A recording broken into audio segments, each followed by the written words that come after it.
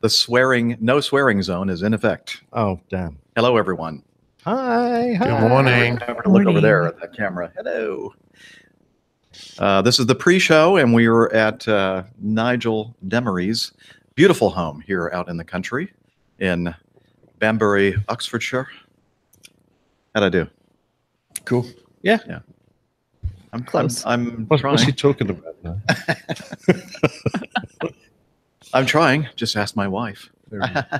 Bam. Wish I had a rim shot. Woo. So, Wow. would you like to do an introduction to the live audience prior to us starting, or you want to just save it for the show? Hi, everyone. This is Nigel. Hi, everyone. This is Nudge. Yes. That's Nick. Excellent. And if you've listened to our show, you have heard the Plain Tales installments, three-part. I mean, that's pretty good. Not everybody gets a three-part installment. Three-parter. No. Yeah. Last, Heavy karma. October-ish, I think, Yep. last fall. Yep. 293.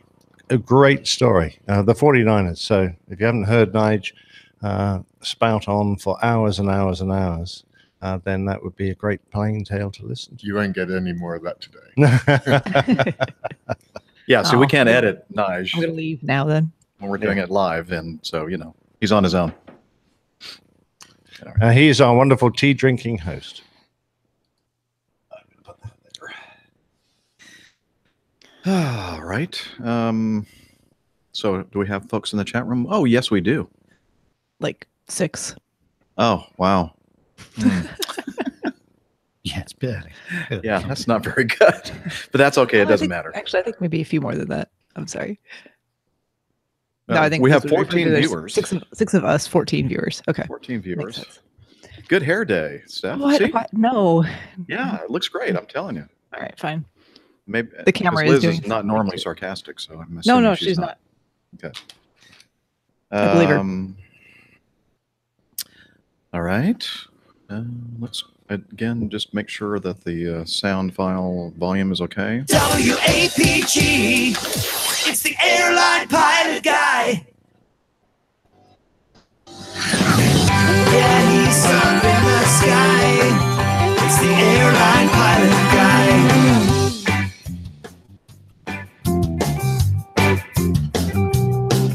Yeah, a little skip there. Oh well. And then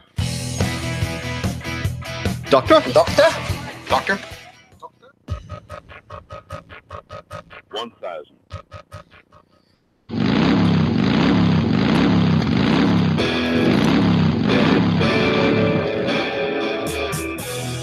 I love that. And then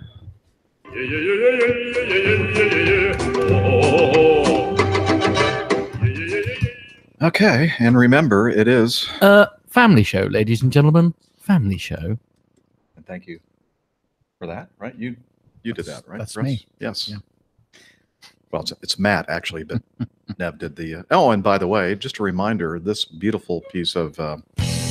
Not the very first part here, but this next part is this guy right here. Doctor. Not wait. Doctor? Doctor. Doctor? That the ER sounding. That sounds familiar. I love that. You listen to it in a high volume. Make sure that you don't hear any audio on this. Make sure this doesn't play any audio. Yeah, no, I'm Got solid. Yeah. Okay. Thanks. Really You're nice. welcome. I love that. Okay.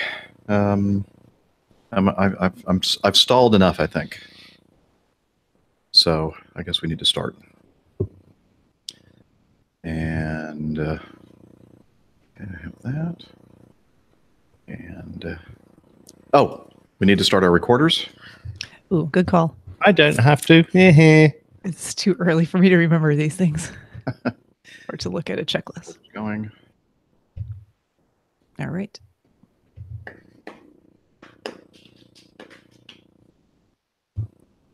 Hello, hello, Hello. hello. Hello. Okay. They're all very low levels, but that's okay. I can bring them all up. Actually, let me bump them up a little bit here.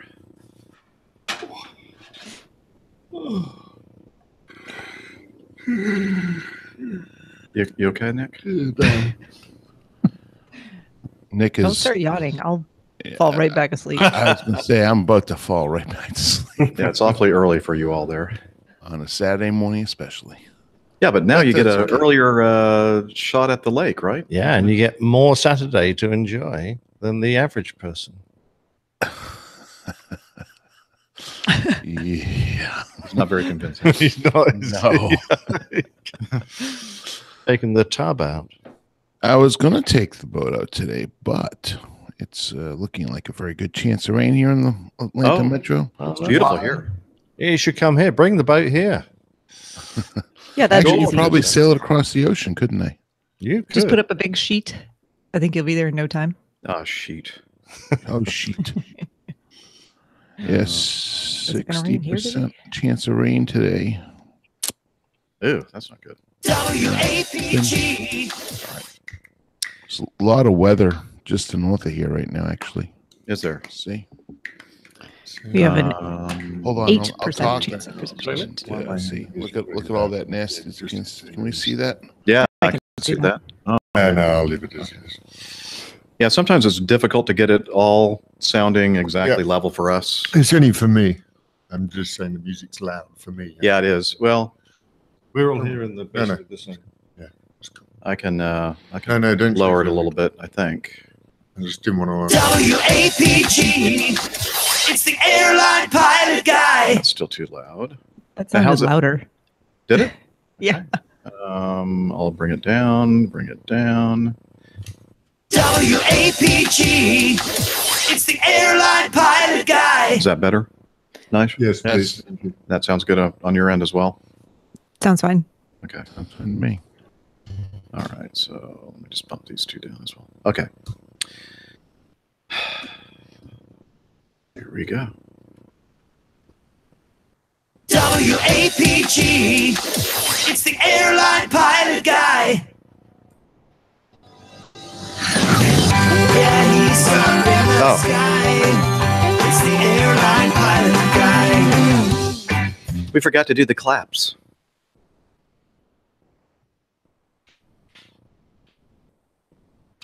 Clapping is about to occur. You get the clap. There's a bunch of people sleeping not that far away from me, so Okay, we'll make it a nice. I'll do a nice Soft clap. soft clap. Yeah. Okay, 3, 2, 1, clap. He's sitting right next to me, and it's still not the same. Wow, And all this time you thought it was That's internet latency. great. There's actually latency between. That's two going to be people very sitting helpful for me. Adjacent to each other. Nick is actually just a little slow. It's just his processing. The synapses are not firing very well this morning, and I can. That's true, actually.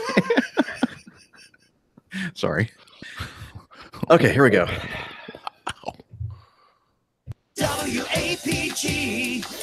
It's the airline pilot guy. Airline Pilot Guy, episode 332. Yeah, he's up in the sky. It's the airline pilot guy. Hello, you're listening to the Airline Pilot Guy Show, the view from our side of the cockpit door. I'm Captain Jeff, your host, broadcasting live from a beautiful country estate in Banbury, Oxfordshire, UK. Today's show was recorded on the 14th of July, 2018. Yeah, he's up in the sky. It's the airline pilot guy. Would you ride and he's flying by with the airline pilot guy?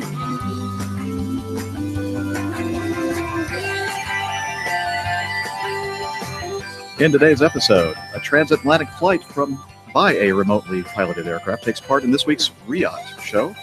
The U.S. owner of a French bulldog has penned an open letter to airline JetBlue for saving her life.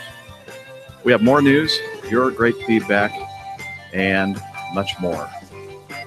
So get all settled in. Tray tables and seat backs in their upright and locked positions. Electronic devices powered on. Flight 332 is ready for pushback. We probably should have done a rehearsal on that, but oh well. We're going to go forward. And let's see. I am Captain Jeff, an airline pilot for a major legacy carrier. and I am in the beautiful countryside of the United Kingdom. And joining me today, let me find the, it's already falling apart. Can you believe it? No, Yeah. Yes. Yes, you can. it's not like it ever happens. All right. Welcome to the Airline Pilot Guy Show. It's an aviation podcast. I'm Captain Jeff, a captain for a major U.S. legacy carrier.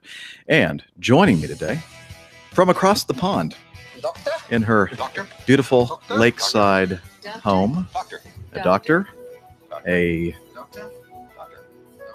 IPA connoisseur. I'm looking for my show notes. I can't find them. Strength training Junkie. Skydiver.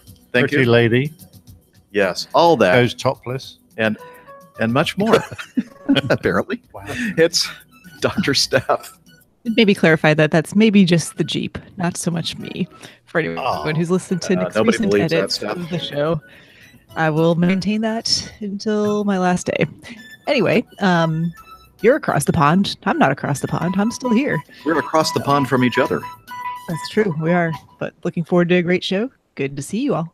Great to see you as well. And joining me in person today, in fact, sitting right next to me, we have 1,000. professional photographer, former RAF, RAAF fighter pilot, current captain for an international airline based in London, Captain Nick. Hi, Jeff. Isn't it great to be sitting shoulder to shoulder doing a show together again? It seems ages since we were in the same room broadcasting, and it's absolutely brilliant. And my thanks to my friend Nigel beside me, who we'll hear of in a minute, for lending us his beautiful house to do the show from today. Absolutely. And also joining us from across the pond to me,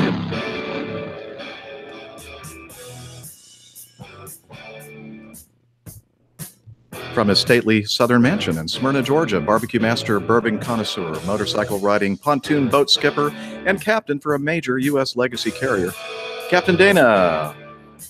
Good morning or good afternoon over there to you guys. How are you today? Great to be back. Great to have you with us, Dana.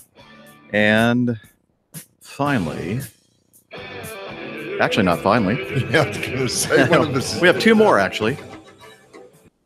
Oh my, we need to get rid of this one here, don't we? Okay. We have the Trollolo music, our special guest host music, playing in the background. We have the wonderful co-host of the Plain Talking UK podcast, live with us here in Oxfordshire, Nev Bounds. Thank you very much indeed, Jeff. And what a pleasure it is to be here. I'm here in a technical capacity, obviously, because it wouldn't be APG without a technical moment. So I had to be deployed at very short notice to bring a cable from my house. Now, that is not true. I mean, well, it's sort of true. I invited him to come to be in a co-hosting capacity, not an IT capacity. But Nev is just... he saved your bacon, didn't he? Yes, he did. Yeah. Okay. He's always pulling us out of the fire. Actually, it saved their bacon because I would have heard everything just fine. They would have not heard a thing because they wouldn't have had headphone inputs or whatever outputs. Anyway, Jeff's right. It's very generous and nice of you to invite me on the show. Well, we are so happy to have you here with us, Nev, lending your expertise. And finally, we have the wonderful host of this beautiful country estate. His name, Nigel Demery. You may have heard of him. He was a subject of a very special Plain Tales last year. And thank you so much for being with us and joining us on the show, Nev. I mean, Nish. That's right, George. You're always welcome. Welcome to sunny Oxfordshire, everybody on APG crew. Nice to have you along. I tell you, there are too many people here with names that start with an N. We have Nick, Nev, and Nige, and it's just very difficult for me to keep them all apart. It's also confusing. Yes. Very. Mind you, Jeff is easily confused. Yeah, that is true. That is true. As evidenced in my opening today on today's show, it's been worse than normal. Don't forget to introduce the gentleman behind us. Oh, yeah. Let me play this. I forgot about that. If you're watching the video, and if you're listening to the audio-only version, you need to look at the video here. In fact, we'll probably use this as our picture, so maybe you'll see it in the blog post. Anyway, behind us, we have a gentleman, an airline pilot. They say that it looks a lot like me, although his mustache hair is much darker than mine. And he's wearing a beautiful uniform, a Cathay. No, it's Hong Kong Legacy Carrier. It's a Hong Kong Legacy Carriers uniform. And it's a good-looking uniform, if you ask me. And he's standing behind us, watching over us. It's pretty scary. It's a scarecrow. All right. He's going to be a fact checker today. Who's the fact checker? He's going to be a fact checker. Yeah, he's going to be fact checker. Where are our fact checkers? We haven't heard from them in a long time. I haven't I heard don't from know. them. Oh well. Anyway, so I'm so happy to be here. It is RIAT weekend, the Royal International Air Tattoo weekend here in the UK at Fairford. How did I do, Nige? 10 out of 10. Okay. We're going to go to that tomorrow. Currently, I think a couple of folks more related to other aviation podcasts like the Plane Safety Podcast and also guests of or guest hosts on the PTUK are present at RIAT today. So Pilot Pip and Captain Al are enjoying the military air show there. We intend to go, Nige and Nick and I, going to head over there tomorrow to take a look at the goings-on, and we're really excited about that. Let's see, I arrived on Thursday morning, and Nigel picked me up from Heathrow and drove me all the way here. I was thinking about hiring a car, as Steph is going to do, but then I thought better of it. Actually, Nige talked me out of it, insisted Neville that is shaking his head pick me up. vigorously.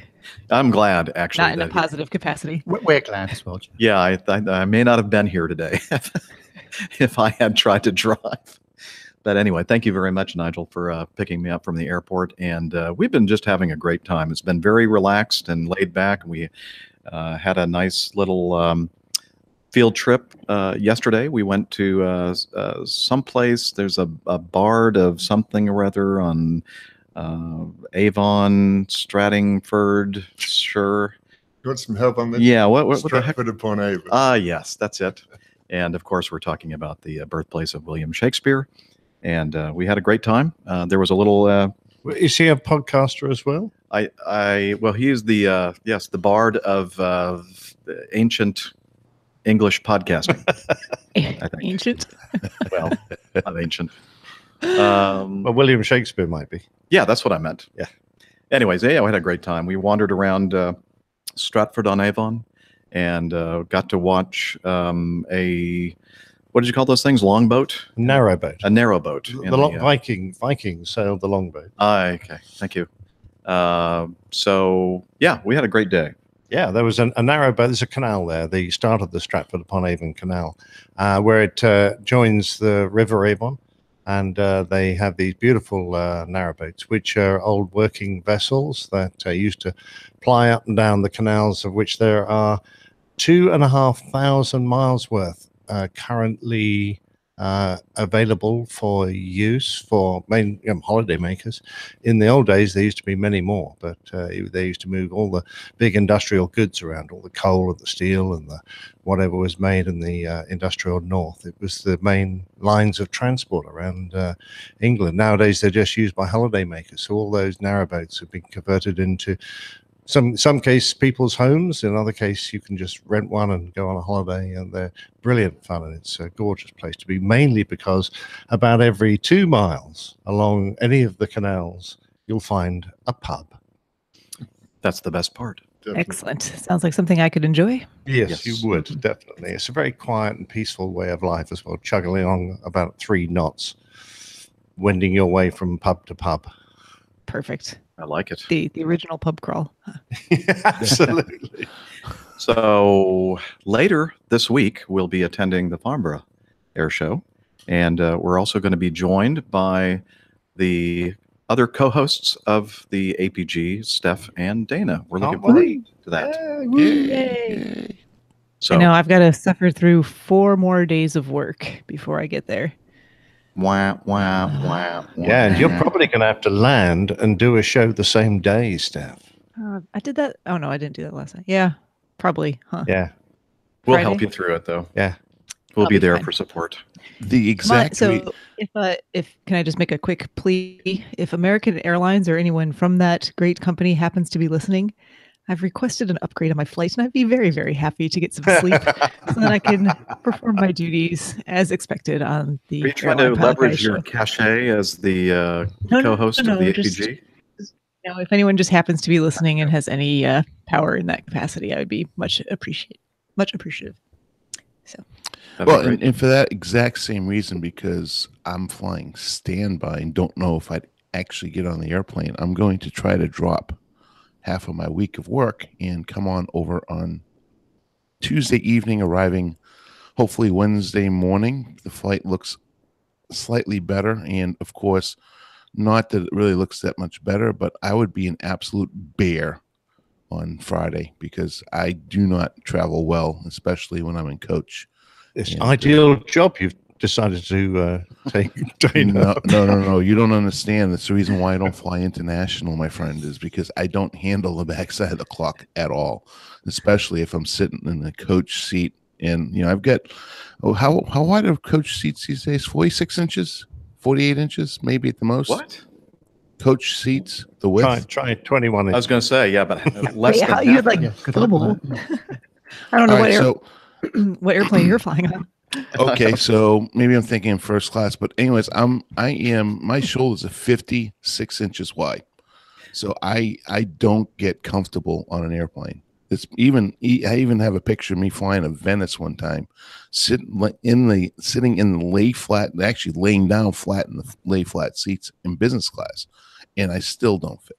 So it's not a comfortable experience. So I'm planning on dropping half of my week to come try to get on the flight on Tuesday night if they will let me drop half of my week. So Well, we look forward to seeing you whenever you arrive, and we'll do our best to make sure that somebody's there to pick you up and bring you to the lovely country manor located in Liss. He just doesn't trust my driving, is what it comes down to. That's That why he's might not be arriving part on of the same day as after me. you've been on a red eye flight in London traffic on a Friday morning, and you've been in coach all night, and you're red eye and fine. bushy tailed. Mm-hmm. When I'm If at my anybody best. could do it, Steph will be fine. When I'm at my best. Yes. Anyway, looking forward to seeing you guys later this week, and we're planning on recording another show at the end of the week. So I don't know when I'm going to have time to do all the editing, but we'll figure it out. And let's see, Neville. Everybody, of course, that listens to the Airline Pilot Guy show knows Neville. In fact, that theme song, part of that opening theme song for Stephanie, Nev actually composed and played and created for us. And again, as I mentioned at the beginning, he's the one of the co-hosts of the Plane Talking UK, the PTUK podcast, and he doesn't live too far from here, do you? Yeah, just 40 miles away. It's just under an hour's drive. And it was great, actually. And the weather is perfect here. So great for air shows as well. And I'll be going down to Farnborough Friday, Saturday, and Sunday. This coming Friday, Saturday, Sunday to see the guys down there. Really looking forward to it. And great privilege and pleasure to be on the show today. So thank you for inviting me. Oh, you're so welcome. And thank you for agreeing to drive down and join us. And thanks for that 1/4 to 1/4 inch male TRS cable that you brought with you. He saved our bacon. And let's see, Nick, tell us what you have been doing other than texting. Well, no, I'm just trying to organize with my wife the menu that she needs to buy for and how many people. That is important. So you want us to skip you and move No, on to no, somebody that's else? fine. Okay. I've been having a fine time. I have jumped through every hoop that has been put in front of me, and I am merely waiting for the CAA to actually get round to processing my return of a medical. And in the meantime, everything's quiet. I've got a roster for next month. So I don't think I'm going to work before that because the first event I've got there is a refresher simulator. And then I'm looking at San Francisco. That's my entire month's work next month. So that's kind of cool. Excellent. And yeah. And Nigel, tell us about yourself and what you have been up to the last few years. A few years. The last last 40, 50 years of your life. I'm going to say the last couple of days have been wearing on the liver. And whose fault is that? Nick's. Always Nick's. No, I'm seriously retired. I did 16 years in the military, 20 odd years at the Hong Kong Legacy Carrier, and then went to Acme Light Blue up near Kim Jong-un. Did a runner about 5 years ago and seriously retired and got the syndrome, I'm afraid, which is why we're all sitting here now. Yes, and we're so glad that you do have the syndrome, because it's so nice that you were able to graciously host us, because we're much closer, I think, to Stratford, where you live here, than Nick's place, right? Yeah, that's why I said it. Yeah. So, and thanks to your lovely wife, Valerie. She's really been an angel putting up with all of us. Yeah, she's seen people like you before. Yeah, that's why she's not here, by the way. Yeah, she's done a runner. Smart lady. She said, Jeff, where's your wife? And she goes, oh, she's in Atlanta, Georgia, like, thousands of miles away. And she goes, well, that sounds like a smart woman. I'm out of here. And she left. We don't know where she went. And we're not sure when she's going to be back. Correct. Probably after I leave. Maybe never. So sorry. Anyway, well, I'm looking forward to today's show. Did we have anything else to say? Let's see. We talked about Farnborough, that we're going to be there. There's no formal event scheduled. This is more of a casual, just meet up with our fans and friends, part of the community, on this visit to the UK this year. I'm sure we'll do our best to tweet and post on Facebook, Slack, and whatever we can think of, locations of where we are, where we think we're going to be, and that kind of thing, so that if you're here in the UK and you're planning on heading down to Farnborough or even Riot tomorrow, of course, by now you're listening to this and it's already passed. But anyway, we'll do our best to provide you with our location information so that we can meet up. And don't be shy. If you see us and recognize us, come over and let's hang out. So. Absolutely. Yes. Anything else before we move on to that is one thing that I usually forget to do. And of course, I've done it again on today's show. So we're going to take a tech break because I forgot to talk or get all that information about our coffee fund. Oh, I thought your bladder had filled up again.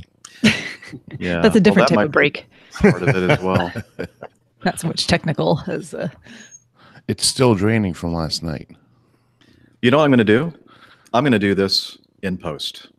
I'm going to do the coffee fund bit, so we don't have to waste everybody's time. So I will move on to the news section unless you have anything else to add. No, that's all good. Okay.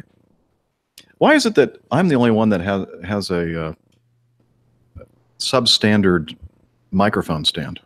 Everybody else has a nice one. Did you travel 4,000 miles over the pond? Well, I had to be fair. Nev did offer one of his, and I just didn't have the room in front of all these computer screens. So, well, there's your answer. I shouldn't be complaining. Sorry. Okay. Let's go ahead and move on to the news then. You're right. This is so much more of a professional show than the. Well, that's what I thought. Yeah, so I'm not used to such high quality production values. Shut up, Nev.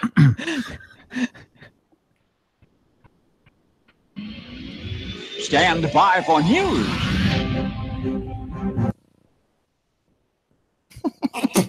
Very high, very high production. Perfect. Fine. Yes, we like that. Okay, so I'm going to keep my fingers off the trackpad this time.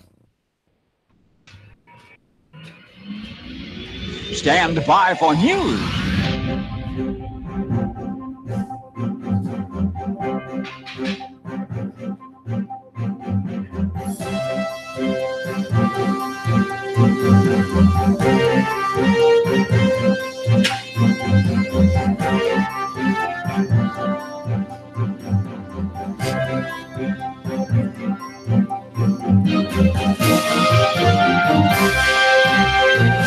Okay, today's first item is regarding a special flight, a transatlantic flight by a civilian registered remotely piloted aircraft, an RPA, taking part in next month's, no, not next month's, this month's, actually this weekend, it's already happened, Royal International Air Tattoo in, Gloucestershire is set to usher in a new era in unmanned aviation. That's Gloucestershire. Oh, yeah, Gloucestershire.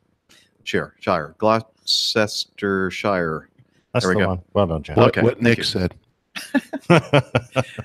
As the first transatlantic RPA flight to land in the UK, it signals the beginning of a new chapter in the history of aviation and brings closer the possibility that one day airlines may routinely operate aircraft remotely.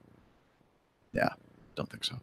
The General Atomics Aeronautical Systems MQ-9B Sky Guardian, that just rolls right off the tongue, is due to take off from its base in North Dakota and embark on a 4,000-mile journey to RAF Fairfield, piloted by an operator located in the aerospace company's flight test and training center in Grand Forks. It has a wingspan of 79 feet and can fly nonstop for in excess of 40 hours.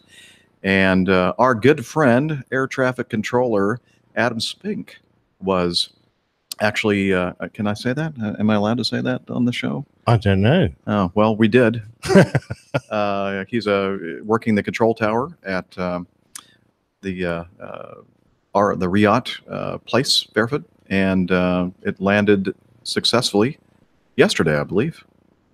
Right? No, the 11th. Wow, it's been here for a few days. Anyway, how long did it take to fly over? I think that somebody was plane spotting it on Twitter, and I think it took, was it 48 hours or something like that? Or No. I thought half it that only time. had an endurance of 40 hours. It does. So wasn't it close to 20 hours or something? I'm probably way off there. All I know is it took off, and then we went to bed and slept, and then woke up, and it was still flying. So, I don't know.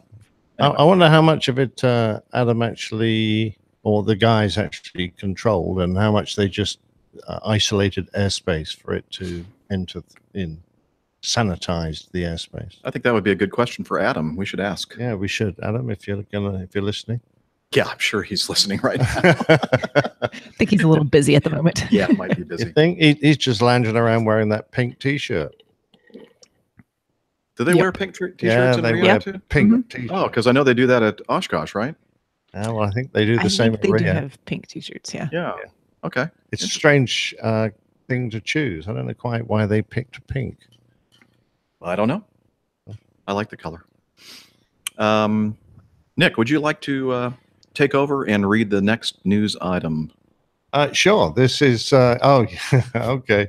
Pilot challenges EU age restriction on commercial pilots. So this is Captain Wayne Bailey, a former captain for TUI, with nearly 26,000 flight hours, and he's challenging the EU regulations which prohibit pilots aged 65 and over from flying commercial air transport. So the lawyers have served legal papers on the UK CAA seeking a judicial review of their position. The CAA implements EU law. I'm not quite sure why they've chosen to serve them the CAA, because it's the EU that sets the law.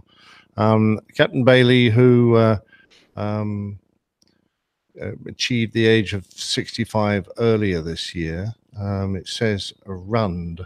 I don't think that's Turned, I think. They forgot the T. Or then they swapped the R and the U. Yeah, I think that was a typo. Great piece of autocorrect proof. fail. Yeah. Well done, whoever produced this article, which was, anyway, doesn't even say. He said he was a fleet manager in TUI, training captain for over 22 years. He was responsible for over 30 aircraft and all the air crews.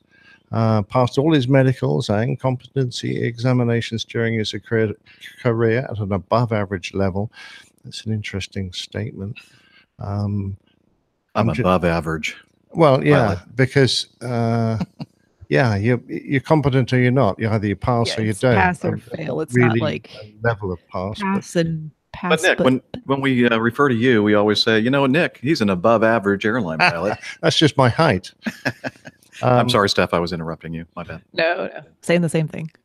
So anyway, he and also, of course, I'm not saying this is fact, but if you're the fleet manager of an airline and you're doing the simulator, what sim instructor is going to give you a less than above average assessment? So anyway, passed all his medicals.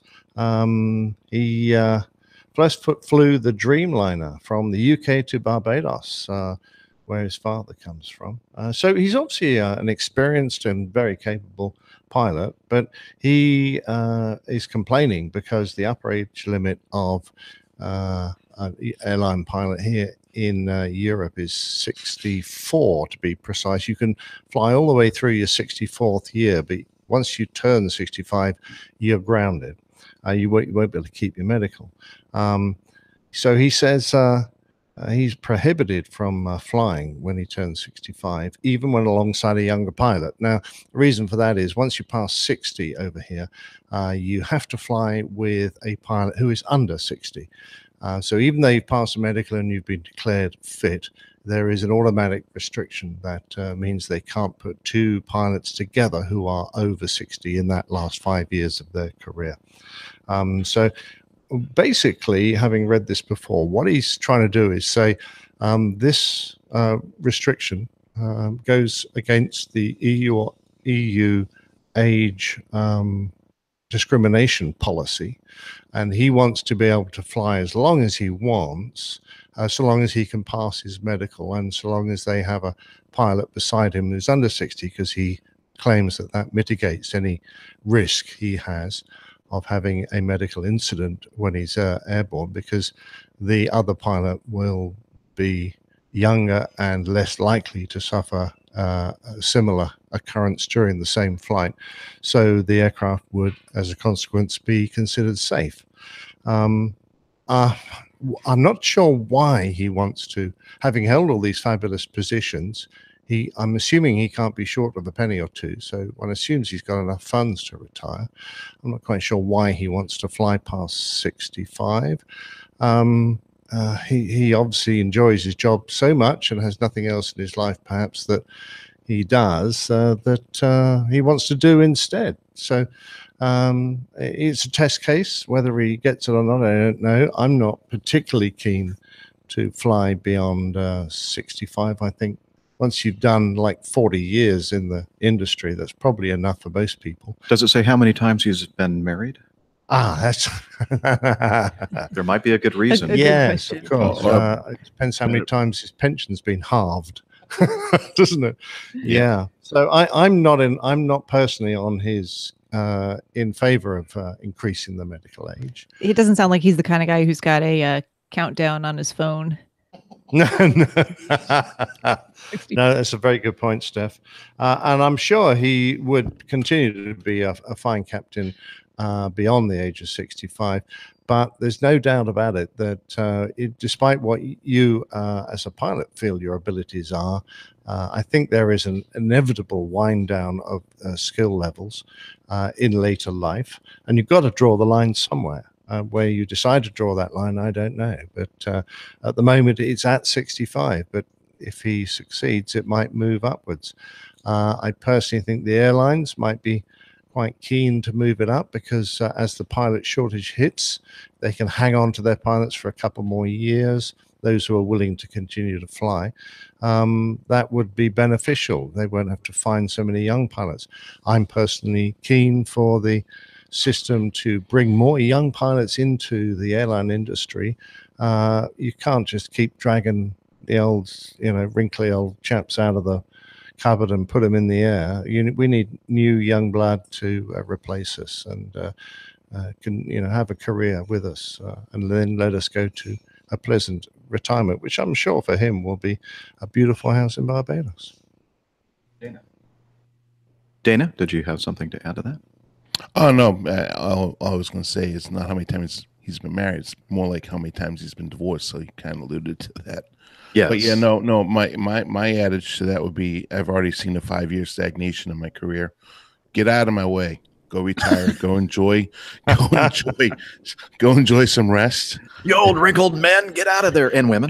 and enjoy some rest. And you've Yeah. served safely for all these years, and truly appreciate all the dedication. I'm just not talking to him. I'm just talking to, there becomes a point in which you just want to go and relax and not have to worry about recurrent and, signing paperwork and flying an airplane. I mean, 40 years is a long time to do one job, and it's been done very well. So it's just, I agree with Nick.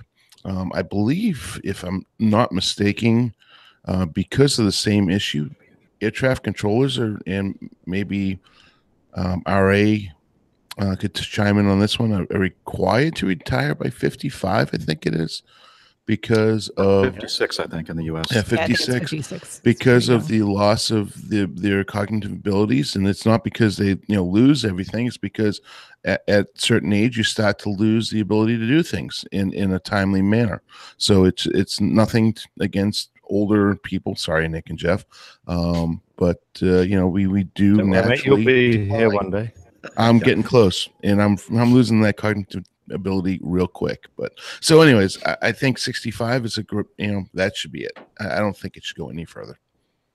Yeah, it's interesting. The last statement he made as part of this story was there's a clear benefit to the public and the airline industry in having very experienced pilots operating in the UK, and this would also help address the current shortage of commercial pilots, especially experienced training captains. So that's kind of suggesting that the only people that should be allowed to do this are very experienced pilots, and particularly experienced training captains. And you can't just isolate one group of pilots and say, well, you guys can move on to a greater age. If you're going to do it, you're going to do it for everyone, even someone who might have taken up flying at the age of 50 and have only like 10 or 15 years experience. So there is that side of things. And also just the Joe average pilot who's not a training pilot.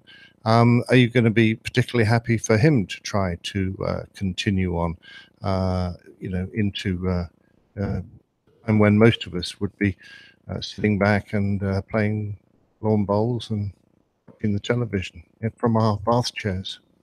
So could you continue though as like a sim instructor or something? As long as Well, there's no age for sim instructors, so this gentleman could be keep his training captain status and work just in the simulator. That would be fine. Yeah. I know several pilots that have done that. But of course that would require him to take a cut in salary, which obviously he's not perhaps keen to do. Sure, but if you're doing it for the love of the job. Yeah, I don't know quite what his motivation is. Yeah, I suspect it's. Hey, start a podcast, an aviation There you podcast. go. There you keep you busy. stay busy. Yeah. Too funny. All right. Anything else before we move on to the next item? I'm just going to ask Nigel if he's got anything to say. Nigel. Thank you for the coffee, Nigel, by the way. Oh, did you want me to turn on Nigel's mic? Sorry. I think he's gone to the loo. Oh, I'm going to be there soon, I think. After he's out of it, of course. What's Lou have to do with anything? Well, Where is Lou? You didn't introduce him or her. yes, he or she is a wonderful person. It might be the bloke behind us. It's Oh, it might be Lou. Oh, that is Lou, I think. Yeah. Lou fair is enough. the porcelain throne.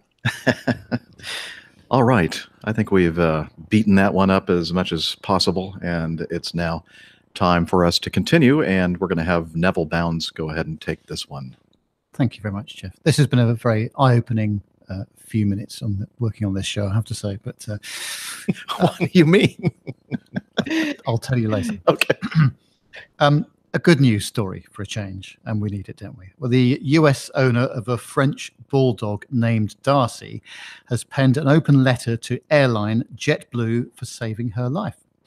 Michelle Burt placed an oxygen mask over her dog's face when she was struggling to breathe with assistance from two flight attendants she said were named Renaud Fenster and Diane Asher.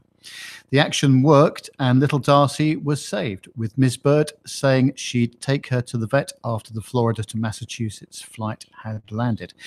In a time when the news cycle is so negative and divisive, it helps to be reminded that good people are doing good things on a daily basis, even if it is in small ways or big ways, like yesterday when I believe the attendants on JetBlue Flight 330 probably saved my French bulldog Darcy's life, Miss Burt said in a letter posted on Facebook. I noticed that Darcy's tongue was blue, and I'm aware that this is a sign of insufficient oxygen, hypoxia. So I pulled her out from under the seat and placed her on my lap to cool down and help her relax as she was panicking and breathing frantically. The fact that the attendants were responsive and attentive to the situation may have saved Darcy's life. So I placed the oxygen mask over her face, and within a few minutes, she became alert, and after a short time, she didn't want the mask. I believe Renault and Diane saved a life. Some may reduce the value of the life because Darcy is a canine, but I do not. And JetBlue released a statement to ABC News about the incident, confirming Miss Burt's story. We all want to make sure that everyone has a safe and comfortable flight, including those with 4 legs, the airline told ABC News. We're thankful for our crew's quick thinking and glad everyone involved was breathing easier when the plane landed in Worcester. Miss Burt posted photos on Facebook of the incident, including Darcy being held by a smiling Mr. Fencer. French bulldogs are classified as short-nosed dogs, which are more vulnerable to respiratory problems.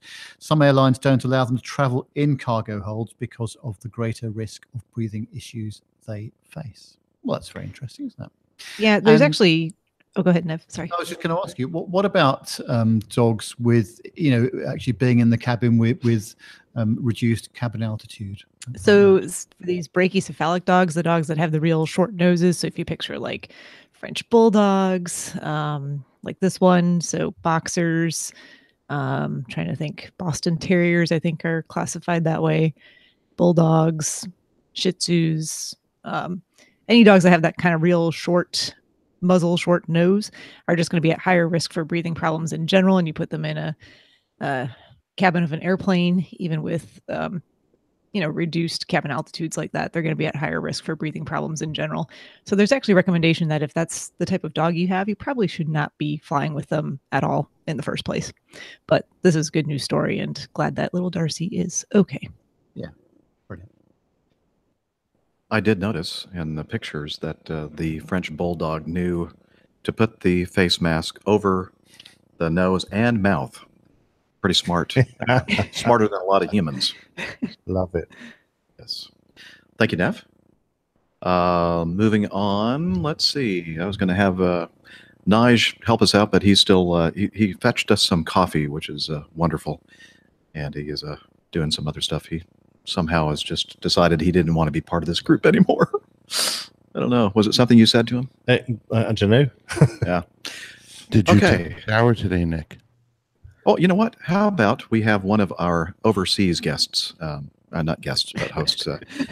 We've been reduced to the overseas guests. These people that are on my screen here in tiny little video thumbnails. Would one of you like to take this next story? Sure. All right. So this is, let's see here. Sorry, I got to get the right. It's D. D. Yeah, I'll get there. Okay. So let's see here. This says Alaska plane crash. All 11 people on board survive, officials say. So another feel-good story here. In a remarkable story of survival, it appears that there were no fatalities when a plane carrying 11 people crashed Tuesday in the mountainous region of Alaska. It happened about 40 miles southwest of Ketchikan, and rescue operations are underway, which I think have finished at this time. Coast Guard rescue helicopter battled deteriorating weather and limited visibility. It had to hoist the pilot and 10 passengers to safety. The National Transportation Safety Board says the plane that crashed is a float equipped de Havilland Otter. The pilot called 911 after the crash on Tuesday morning. Everyone on board survived. However, it's believed many are injured. The injuries do not appear to be life-threatening. The plane took off from Prince of Wales Island Tuesday morning, bound for Ketchikan, about 25 miles away. Initial reports are the plane went down about 2,000 feet up a mountain in rocky, tree-covered terrain. Visibility was reported at a quarter of a mile. There are reports that the plane was one of the sightseeing flights that are popular in the region. A spokesman for the Alaska State Troopers called it tremendous that no one died in the crash. And the NTSB is, of course, investigating. And then there's a second article here from the perspective of one of the survivors of the crash. It says, a woman who was among the 11 survivors described the, quote, terrifying experience and praised the first responders for their efforts in rescuing them. Let's see, what did she say? She said that during the ordeal, she was scared that the plane was going to collide head-on into the mountain, and she's very thankful that they did not. Just trying to see if she said anything else here. Oh, so she's talking about the talking about the rescue. She says, at first, the rescue helicopter flew right over the group without stopping. I think they knew where we were. She said they just couldn't see us. I think they reported that the visibility was not very great. So finally, the helicopter crew was able to lower a man down to them. They described him as a very calming presence as he gave them instructions on how to get out safely. One by one, we all went off the mountain, she said, adding that they were all able to fit on the same chopper. Even though this passenger was apprehensive to get on another flight, the helicopter pilot's stoic countenance comforted her. It was pretty terrifying, but it was a relief at the same time, she said, of being hoisted off the mountain. So she said she's feeling okay, but very sore. Interestingly, they don't have a lot of information about exactly why did this airplane crash. No, there's no real details as of yet. And they don't really mention anything about the air crew other than that he was one of the survivors. Correct. So it'll be interesting to find out what happened. It must have been an engine failure, maybe? Yeah, that would be one reason. Yeah. It's a single engine plane. Yeah. Well, I don't know. But as you said, a happy ending. Absolutely. Yeah, and one of the observations I made by the photograph that I saw, and I saw the report on TV, is the aircraft is pretty much completely intact. If the airplane hit at a high rate of speed, i.e., just flew into the mountain, I would imagine that if it came out of the clouds and the mountain was right there, per se, I would imagine the airplane would be scattered and broken up into more pieces if it hit at a higher velocity. Right. So I think it was going at a relatively slow speed is my thought process here. Yeah, this is what it looks like. And he must have adjusted the flight path to minimize the amount of closure with the hard rock surface of the mountain. Yeah. So presumably, job well done by this pilot for whatever was going on. Looks like it pancaked in is what it really looks like. So yeah, not a very friendly area to force landing. That's for sure, is it? No, there's a lot of challenges in flying in Alaska. Certainly. There's a lot of cumulogranite. Yes. Mm-hmm. Yeah. So from what we know, job well done by the pilot. So, and the first responders. Yep. Okay. Let's see. Let's move on with E. Dana, would you like to do this one here? Okay. This one's going to be fun because there's a lot of interesting pronunciations. A Martin Air Charter.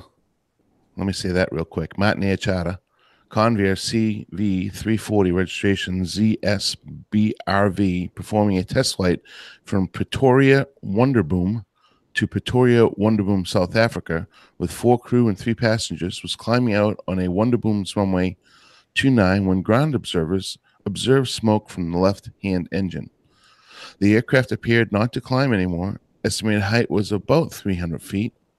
The aircraft appeared to maneuver to join the right downwind and turn for final when it lost height, impacting and broke through an industrial building and came to rest about 5.7 kilometers or 3.1 nautical miles east of the airport at a position, I'm not going to read that out, about 20 people on the aircraft. About 20 people on the aircraft. Okay, it did earlier say there's only 4 crew and 3 passengers. Okay. I said, I guess there are some people on the ground that were injured as well. Yeah, exactly. That's about 20 people on the aircraft and on the ground. Okay, received injuries. The flight engineer received critical injuries and subsequently died. 3 other people, reportedly, including the pilots, received serious injuries. The aircraft received substantial damage beyond repair, and the industrial building was basically split into 2 halves. Emergency services reported 4 occupants were trapped inside the aircraft and needed to be freed. All 4, including the pilot, received critical injuries. They already said that. They were flown to a hospital in Johannesburg. The aircraft was being prepared to depart for Europe to join the display in, you English folks, is that Lelystad. Did I get close? Lelystad. Lelystad, Lelystad, Netherlands, on Nev's been there, July right? 23rd. Lelystad. With our Dutch colleagues. So we had a meet up there last year, I think it was, yeah. Lelystad, okay. Oh, The Aviodrome Lelystad reported 3 of their museum staff were on board the aircraft. They were all okay with minor injuries only. The aircraft had been donated to the Aviodrome by Rovos Rail and had been restored into flying condition in the colors of the Martin Air Charter, which later became Martin Air. The cost of the restoration into airworthy condition for the repaint was 350,000 euros. Yeah, that's a bargain. No, that's actually very expensive. And had been spent by the Aviodrome. The aircraft was anticipated to join the display of the Aviodrome on July 23rd and was intended kept in airworthy condition by the museum staff. That's all. Whatever. Close friends of the flight engineer confirmed the flight engineer passed away as a result of the accident. Flight engineer had been working for both Rovos Rail and South African Airways. Listeners on frequency reported the crew joined a right downwind for runway 29 while on downwind ATC offered runway 24 for landing. The crew opted, however, for the longer runway 29. And there are some photographs here that will be, I'm sure Jeff's going to post them on the link.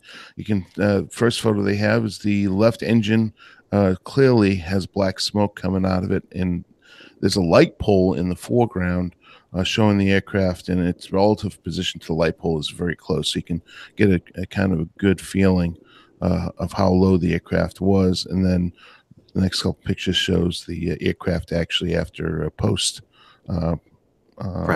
crash and where it's located in reference to the airport. And we also have some audio actually from a video that was taken by a witness.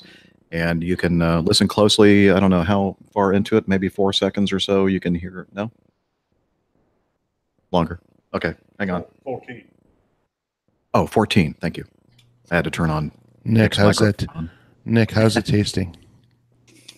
How's lunch, We're munching on Nick currently is chewing on lunch that he and for those that don't watch are not watching the video, Nick took this beautiful plate of food and put it right in front of the camera. So if I wasn't hungry before, I'm now hungry, and then now he's sitting there and has his microphone turned off and is chewing. And now it's turned red when I ask him how the food tastes. So there you go. There's their narrative on what's going on behind us. You're not watching the video. And he's giving him a signal, a universal signal. Number one friend. I'm his number one friend. All right, here we go. We're going to play the audio.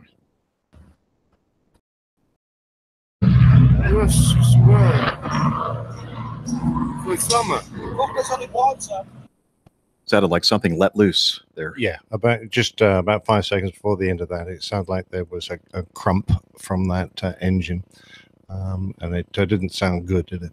No, and it's a shame that so many people were injured, and the flight engineer lost his life, and it's really a shame for the airplane itself. Heading to basically it was preparing for its last flight to the Netherlands in that museum, and now probably not going to be able to see it again. I doubt they're going to try to restore it. Looks pretty heavily damaged.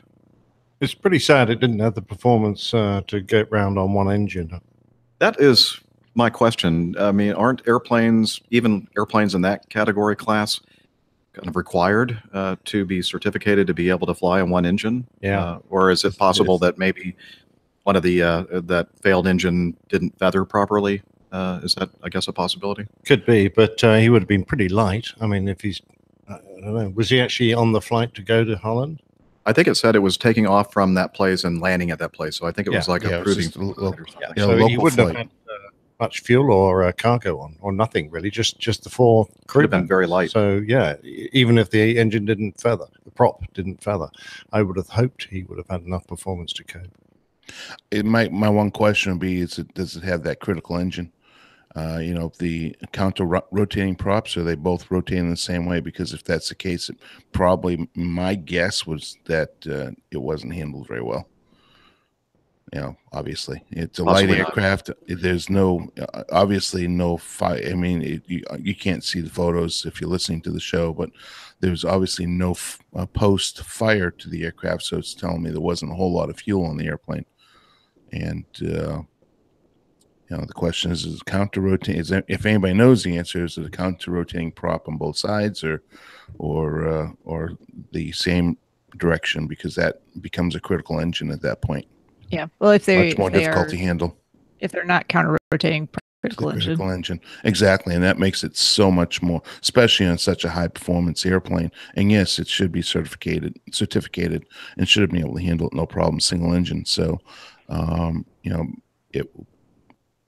that would be the question I have. Okay. All right. Well, hopefully we'll find out what occurred in this circumstance. Moving on to the next item in our news folder is F. Air China pilot suspected of smoking in the cockpit after Hong Kong to Dalian. How do you pronounce that? Dalian? Nige, would you like to do this one?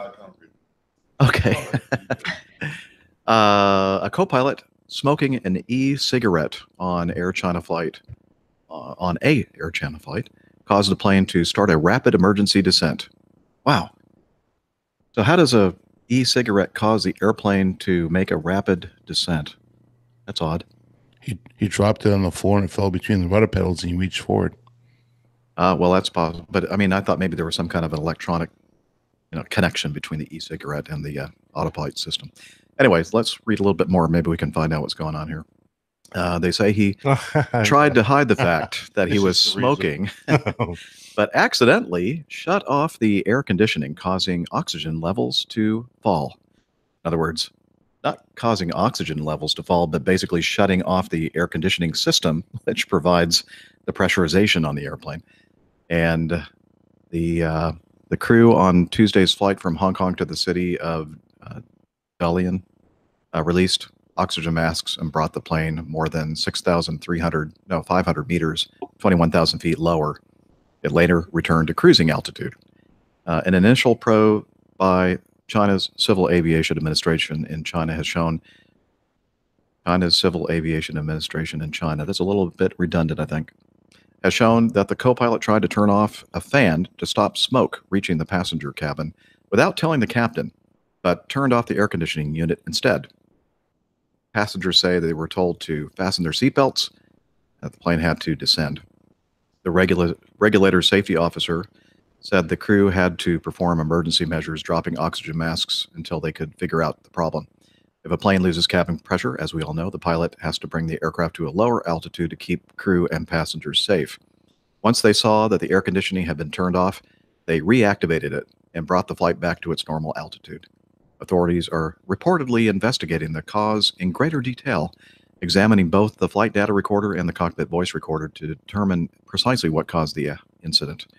The airline promised a zero-tolerance approach to crew misbehavior on Chinese social media site Weibo. Or is that Weibo? I don't know. Weibo, thank you. Chinese flight regulations prohibit all flight crew from smoking and ban passengers from using e-cigarettes on board in 2006. But there have been accusations of pilots smoking on board other Chinese flights, including 2015, when the state-run radio spoke to passengers on a Hong Kong Beijing flight who claimed to smell strong smoke coming from the cockpit. Now, Nige, you used to spend a lot of your time both living and flying in that region of the world. Is that a pretty common thing that Chinese like to smoke? Oh, yeah. And tobacco companies basically are finding it harder to sell their wares in other parts of the world. So they're concentrating on Asia and what have you to sell all the young kids smoke. And they definitely need to have their nicotine fix. I wouldn't have thought it was a particularly long flight, but that's what happens. In the good old days of the Hong Kong legacy carrier, and we used to have one pilot who would say gear up, and as the FO selected to gear up, he'd light up. Some people need their fix. So yeah, particularly in China. they're doing a big expansion in China. So honestly, it's really tough to keep flight safety standards going over there. Actually, Chinese safety organization is doing a great job, but I'm not particularly surprised at this. It's a 350, isn't it? Well, I don't know if it said what kind Well, of it airplane. doesn't. It doesn't. I'm just looking at the picture. Well, obviously, if I it's a don't know picture of that a three. I wouldn't trust the picture to match the. What? Yeah. Steph, Really? come on. Oh, come on. Yeah. That's got to be it. Just It is a 737. Is it? And what? it was on a 737. Yeah. it is. Well, they're showing look, the are you pictures looking from at the inside the interior? aircraft. It's single aisle. But that's not the aircraft in the picture. Oh, I think he found another article Oh. regarding this. And I'm looking at the picture of the passengers. All the oxygen masks have come down, and I think there's a passenger fast asleep, not wearing it. So She's already passed out from lack of oxygen. Too late. exactly. For her. So I mean, they didn't even bother putting it on at all, let alone just over their mouths. No, I suspect that they've already got down to a safe altitude, and somebody thought, well, now the panic's over, I'll take a. Yeah, you I'll might. take You a might shot. well be right, Nige. Yeah. But that Right, makes it exactly. less interesting, Nige. Yeah. We'd like to make up our own stories on the show. Sorry, APG guys, I'll catch up in a minute. No, but Nev did look it up, and he found another source of this incident, and they clearly state in that it is a 737. And looking at this interior photo, it does look like some kind of a narrow body. Could easily be a 737 or a Airbus narrow body. Right. All right. Well, that's interesting. I would imagine the zero tolerance policy and such that this first officer is going to be in a wee bit of trouble for this. Yeah. He's going to be looking for a new job. Okay, and then finally, Delta passenger forced to pay $9,118 for diverting a flight. And I think we talked about this incident on an earlier show about a month or so ago. There was a flight from Portland, Oregon to Atlanta, Georgia, and a passenger decided that this would be a good time to showcase his talents, his singing talents, and perhaps dancing as well. I think he was dancing on top of his seat and singing very, very loudly. And basically, the flight attendants told him to go ahead and cease and desist. And he basically threatened the flight attendant and said, if you touch me again, you're going to be sorry.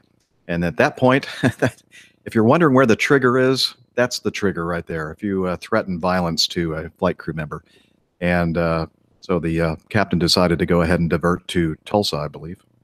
And oh, that's right. I remember playing the theme, the overture to the musical Oklahoma.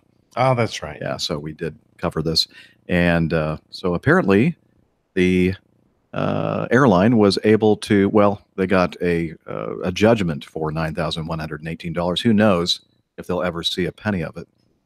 That's true. I like the fact that he managed to pick a flight that had 2 air marshals on it. Yes, good going. Yeah, if you're gonna misbehave with a flight, try and pick one. No, shouldn't suggest that. But, Yeah, this is not an official public service announcement from the APG. no, Not no. an endorsement. Not an endorsement. But not the ideal flight for him to mess about. No. All right. Well, that's it from our news folder. Thank you, Liz, for compiling all those stories for us. And now might be a good time for us to move on to the best part of the show, which, of course, is your great feedback.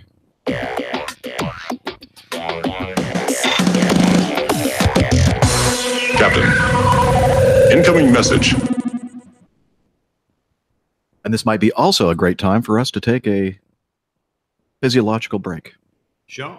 Too much coffee. Yeah, I've been drinking a lot of coffee and tea, and I have not emptied any of it yet.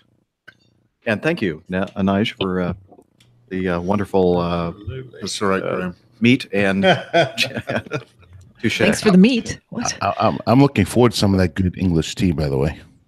Yeah, Just he all knows how food, to make a cup of actually. tea, that's for sure. Can't And so wait I've had for it. both coffee and tea this morning.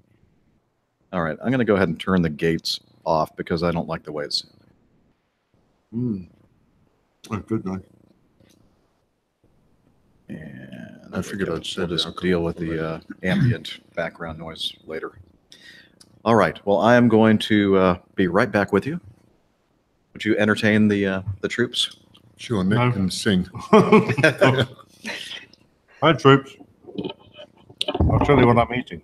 Yes, share the details of the Really 1 hour spread. into the show. How come we're already having a break? Are we trying to break regularly? Salami, pork pie, cheddar, Stilton, red Leicester, looks like. And that's some French cheese that I don't know the name of. Brie. Brie, No, isn't it? it's Or- Courchevel. Or, Oh, it's yes. Oh, very runny, Steph. Runny. Interesting. Liquid. Cheese? yeah. Very nice. Sure. Can you show? I'm not familiar with Well, it's That a soft variety. cheese okay. that it's served at the right temperature. They turn semi-liquid. It's gorgeous. Which Nick's taken more than his fair share of. Mm. Half of that was mine. It's like, let me demonstrate.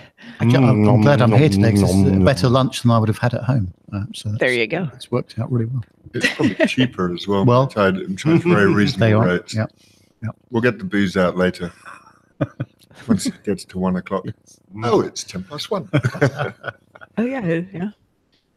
No, it's 8 o'clock in the morning here. Definitely too early for a beer. Or is it? Have you had your breakfast yet, Steph? Yeah, I had a lovely sausage burrito from McDonald's. You know, for a fitness freak, you eat so badly. I eat. Yeah, no one needs to be taking nutrition advice from me. It's not good advice. Or at least don't follow what I do. I love Do it. as I say, not as I do. I also had a large soda. That was my beverage of choice this morning. Excellent. But it was already like, I don't know, it was like 73 degrees this morning already. It's like 22-ish Celsius. I don't know. At 6 a.m. Didn't seem right for a warm beverage. No, iced coffee would have been nice. Yeah, I can't do coffee though, sadly. I love these crackers. Crackers. Biscuits. Just before we Just crackers. continue, one of our listeners said to me the other day, you might have seen that I've been buying some more video gear for various things that I'm doing for our podcast. And I, as part of it, I bought one of these microphoned windshields, and which is very effective. It works really well. I'm really pleased with it. And some unkind listener to our show said, "Oh, is it an offcut from Captain Nick's beard?" It does kind of look like that. Well, I've seen him sort of a bit more close up. That actually, just have a look at this. That's not far off at all, is it? So I just wonder where that's come from. I think it's part of that dead badger in the street outside. Oh, Did you I see hope that? No, I don't. Nev, it's smell probably like that. best not to wonder. This product is Don't. actually called a dead cat. I was going to Really? just mention that. Yeah. That's not a dead badger. That's If it. you have a Badger bigger mic, cat. maybe the dead badger. Oh, Well, kind of the same. We would Right. normally call that a willy warmer Oh no. Okay. because William is Bill, and so it's a Bill warmer. Okay. Well, how about a Richard warmer? Yeah, that'll do. Nice. I'm Yeah, gonna go get another beverage actually as well. please do. Okay. So now I can look at and see what's going on. You know what? I should have used my single vision glasses again. I forgot to do that. So Do that you I want me can to go and see get them? things. Are they in your room? I'll get them. It would be too difficult for me to describe exactly Okay. where they are. Don't forget to turn the light on because the pit's still dark. It's not dark. It's the curtains are open and there's all kinds of wonderful light. I'm not sure about the smell though. no, quite. That's why Nick's left. Yes. Actually, with the rather nice cheese and everything else, it'd be a shame to spoil Where's that. he gone now? He's gone for optical revision to his Another face. pea? No, he's changed his glasses. I love it.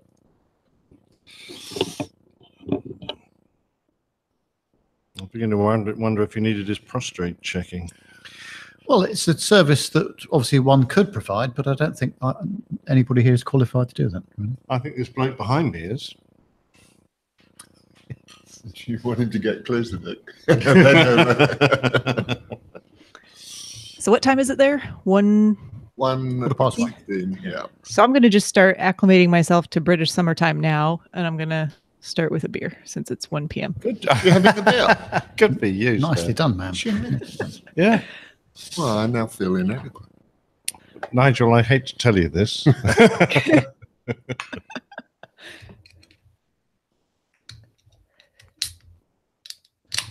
Well, it was either this or water. I had no other options. I can see the screens now. Oh, well. I was having a little trouble reading stuff because I was trying to get my mouth near the microphone and then tilt my head up to be able to see. This is much better. Everything is nice and clear. Oh, sorry. Well, don't look behind you.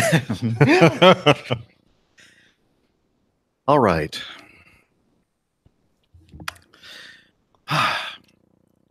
Feel much better. She turned me into a newt. What? Monty Python. I know. Had to be the Holy Grail. Yes, it would. Wait, it's the Holy Grail. Yeah. That's one of my favorite lines. I'm well familiar with that movie. She turned me into a newt. I got better. What a wonderful cheese and meat plate. Cool. And those crackers are awesome. The red wine comes later. Oh, good.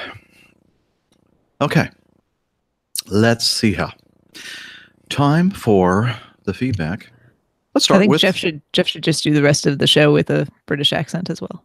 Oh, it will be a terrible thing to listen to. So no, I'm not even going to. And we'll put on American accent. Hey, Excellent. This will be fun. Got to tell you, there's no such thing as a British accent. You have an accent, Nick and I Nev don't. Yes, understood. Okay, now, Andrew, Dana. Come on, you don't have anything to say to that, Dana? I can't argue that point because normally we were here first, the rest of the country has an accent, but they were really the first accent as far as English language goes. So I can't argue that point. All right. Well, isn't that a shocker? It is a shock. I thought for sure you would say something when we were discussing accents, but I was just hoping you would start talking about heart attacks or parking your car somewhere or something. Heart attack. Parking my car. I'm not going to drive my car in London. That's for sure because they drive on the wrong side of the road. That we know. Drive on the wrong side of the road, but use miles per hour is beyond me because everything's in kilometers. It is a little confusing. The mixture of the metric and non-metric systems. Not quite understanding all that. Our Irish colleagues, up until very recently, in fact, had road speed in miles per hour and distance in kilometers. Yeah, that'd be which is quite difficult to work out how long it's going to take you to get somewhere. So it's not that way here, then? No. So everything is marked in miles and miles per hour. Statute miles. Oh, okay. Yeah. Very good. All right. Let's start with the first item in our feedback folder. And you'll remember from last week's show, we had the Mike Dell, the Air Systems, what do we call him? He was a Wizzo, I think, on an F-111, a navigator/weapon systems operator. He'll correct me if I'm wrong. I'm not sure exactly what the designation is, but anyway, he served proudly in the USAF. And he is also an expert podcaster, and we talked about some of his great podcasts in the last episode, and you'll find that in last week's and this week's episode show notes. And he had some audio feedback for us to listen to regarding navigation, and this week's is going to be the art of navigation. So take it away, Mike. The ancient art of navigation. Navigation is one of humanity's most ancient arts, and throughout its long history, it has been spurred by a myriad of technological advances. Before humans settled down to raise crops, they were hunters and gatherers, wandering endlessly in search of food, and even after they learned how to farm and domesticate animals, some continued to wander to expand their territory. and to make war on their neighbors, to trade with distant communities, or simply to see what was beyond the next hill. In the beginning, it was simple. They followed the herds that provided food and clothing, or sought sources of fish and edible plants. In time, they learned how to follow established routes, identify landmarks along the way, and even sketch crude maps. Today, we call the technique pilotage, and navigation students still learn it. Soon, they found more sophisticated points of reference. Some discovered that the sun, the moon, and the stars followed a predictable path through the heavens. Knowing where they would be in a given time, a traveler could set his course accordingly. Today's students also learn that skill as celestial navigation. Even in the early times, technology provided tools to make travel simpler and safer. The mysterious lodestone, always pointing in a given direction, became an invaluable aid to navigation. This bit of magnetized iron ore was later imprisoned in a circular box and became the compass that still guides today's travelers. An optical device, at first no more complicated than a tube attached to a scale for measuring angles, made the task of sighting the stars more accurate. The device evolved into the sextant, still a basic tool of many mariners and flyers. Mathematics contributed to the art of navigation in countless ways. It gave travelers the means to translate their star sightings into lines on a chart and to find their position by calculating where the lines crossed. It provided tables to show the effects of magnetic variations on compasses anywhere in the world. It produced the system for calculating the effect of winds on a vessel's speed and course. That system is basic to the technique of dead reckoning, still one of the first skills taught in navigation schools. In time, mathematics and mechanics joined forces to produce devices to simplify calculations. As early as the 1600s, the slide rule was providing instant answers to problems that had taken hours to work out mathematically. 3 centuries later, aerial navigators still use a circular slide rule to solve wind, speed, and course problems. If technology has eased the burden of the navigator through the ages, however, it has also increased the demands on him. Early vessels powered by sails moved slowly and at the mercy of the winds. By the early 19th century, steam power had freed the mariners from the tyranny of the winds in one sense, but increased the need for accurate navigation. Wind no longer gave ships their power, but still affected their speed and course. A knowledge of the weather became more important than ever to the navigator trying to make a beeline to a destination. Accurate charts, careful plotting, and the ability to track one's position also gained partly through the water with its tides and currents, and partly through the air with its own influences, but the flyer moves entirely through a body of air that shifts almost constantly and takes the vessel along with it. Aerial navigation was no great problem at first. Of course, on their first flights, the Wright brothers couldn't stay aloft long enough to get beyond the sight of the places that they took off. By 1909, however, the Army had laid down specifications for a flying machine that could stay aloft for an hour and fly a set course at a speed of at least 40 miles an hour. The Wrights satisfied the endurance requirement by flying circles over 5 miles. Lieutenant Benjamin Foulis, one of the Army observers at the Wright trials and an experienced mapmaker, laid out the course from the Army post at Fort Myer, Virginia, to Shooter's Hill in Alexandria. He had a captive balloon raised at the hill and another about midway on the course. Foulis, later a pilot and chief of the Air Corps, made his first flight as an observer navigator on that trial. In effect, the Army had a navigator before it had any trained pilots. Most navigation was done by pilots in those days, either flying alone or riding with another pilot as an operator. The range of planes was limited. Unless they ran into unexpected bad weather, they were rarely out of sight of the ground. Army flyers began to draw their own aerial maps. A compass was the main navigation instrument. Railroad tracks were a good ground reference, and as flying became more popular, arrows pointing to the nearest towns began to appear on barn roofs. When pilots became hopelessly lost, they could let down in a farmer's field, ask directions, and take off again. Unfortunately, this informal approach to navigation had its cost in planes and pilots. Many of the early fatalities occurred when flyers got lost and either ran out of gas or crashed trying to land to get their bearings. In any case, airplanes weren't going to be very useful if they were to fly only by day in perfect weather. Just being able to fly was not enough. To be effective, a pilot had to be able to get to his destination and return in one piece. As usual, technology was rising to the occasion. In 1911, the gyro compass appeared. By 1913, gyros were being used in automatic pilot system that would free flyers from the tedium of long flights and give them time to check their maps without going into a dive. In 1914, pilots began taking radios aloft to track ground stations. In the 20s, airways were lighted by electric arc beacons. Radio directional beacons followed, allowing flyers to home in on signals with their airborne radios.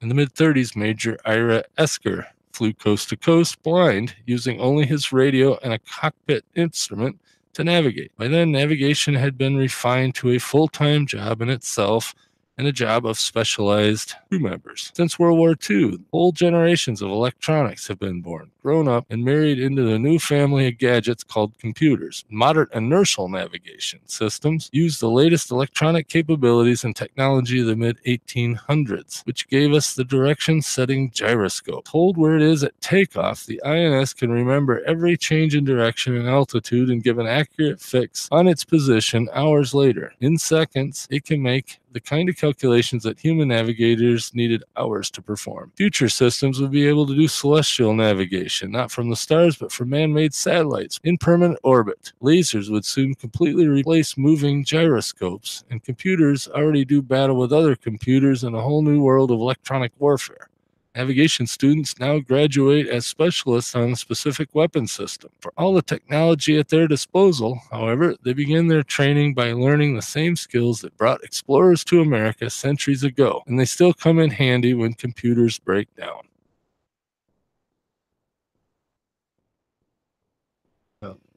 Wow. Okay, that ended quite abruptly. Thank you, Mike Dell, for that wonderful piece of audio feedback regarding the art of navigation. Again, he was reading the work of a gentleman that was penned about 30 years ago, from what I remember, in an air safety magazine for the U.S. Air Force.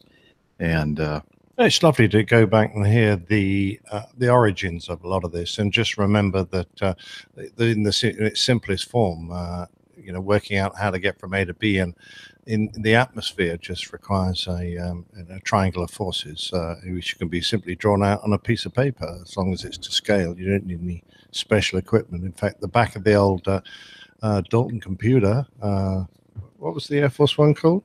Nick, you never got the Dalton. That's why you ended up with a Navigator on F4s.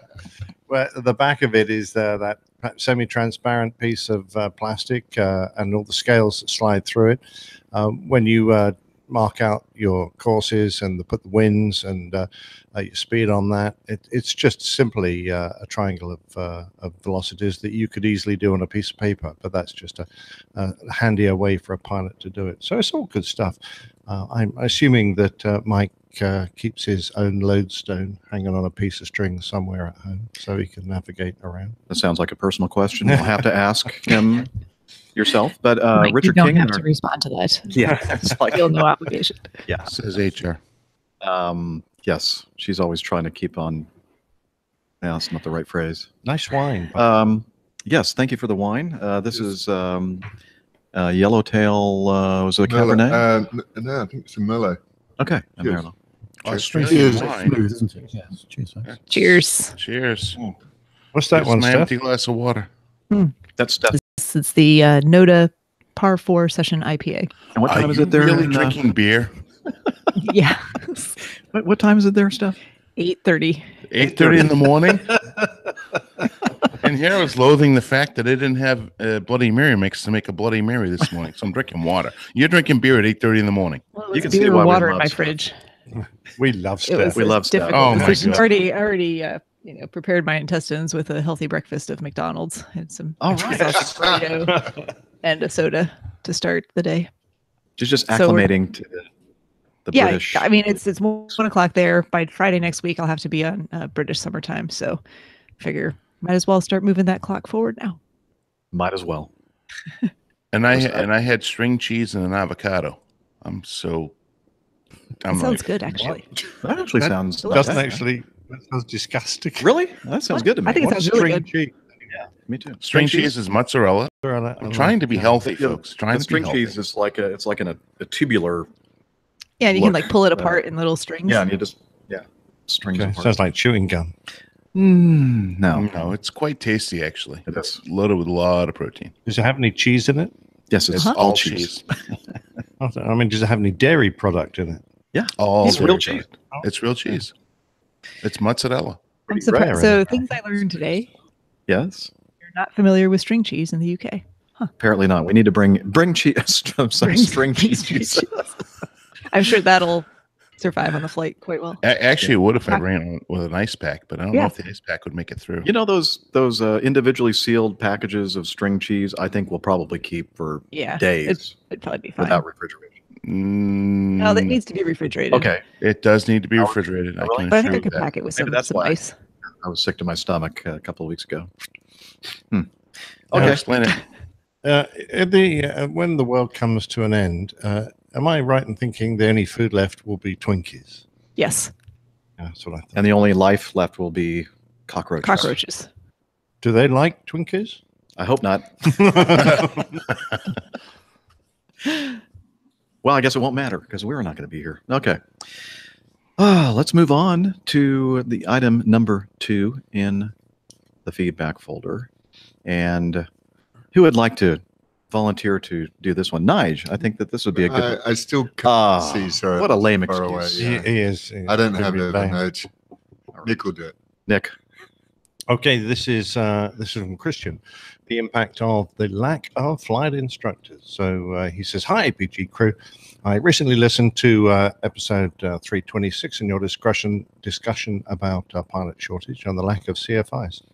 As a current student pilot surrounded by a large group of student pilot peers and an employee of a Part 135 carrier, I can tell you that the pilot shortage is absolutely here in nasty force." Sure. Oh, the nasty force. Yeah, right. My flight school simply cannot get flight instructors.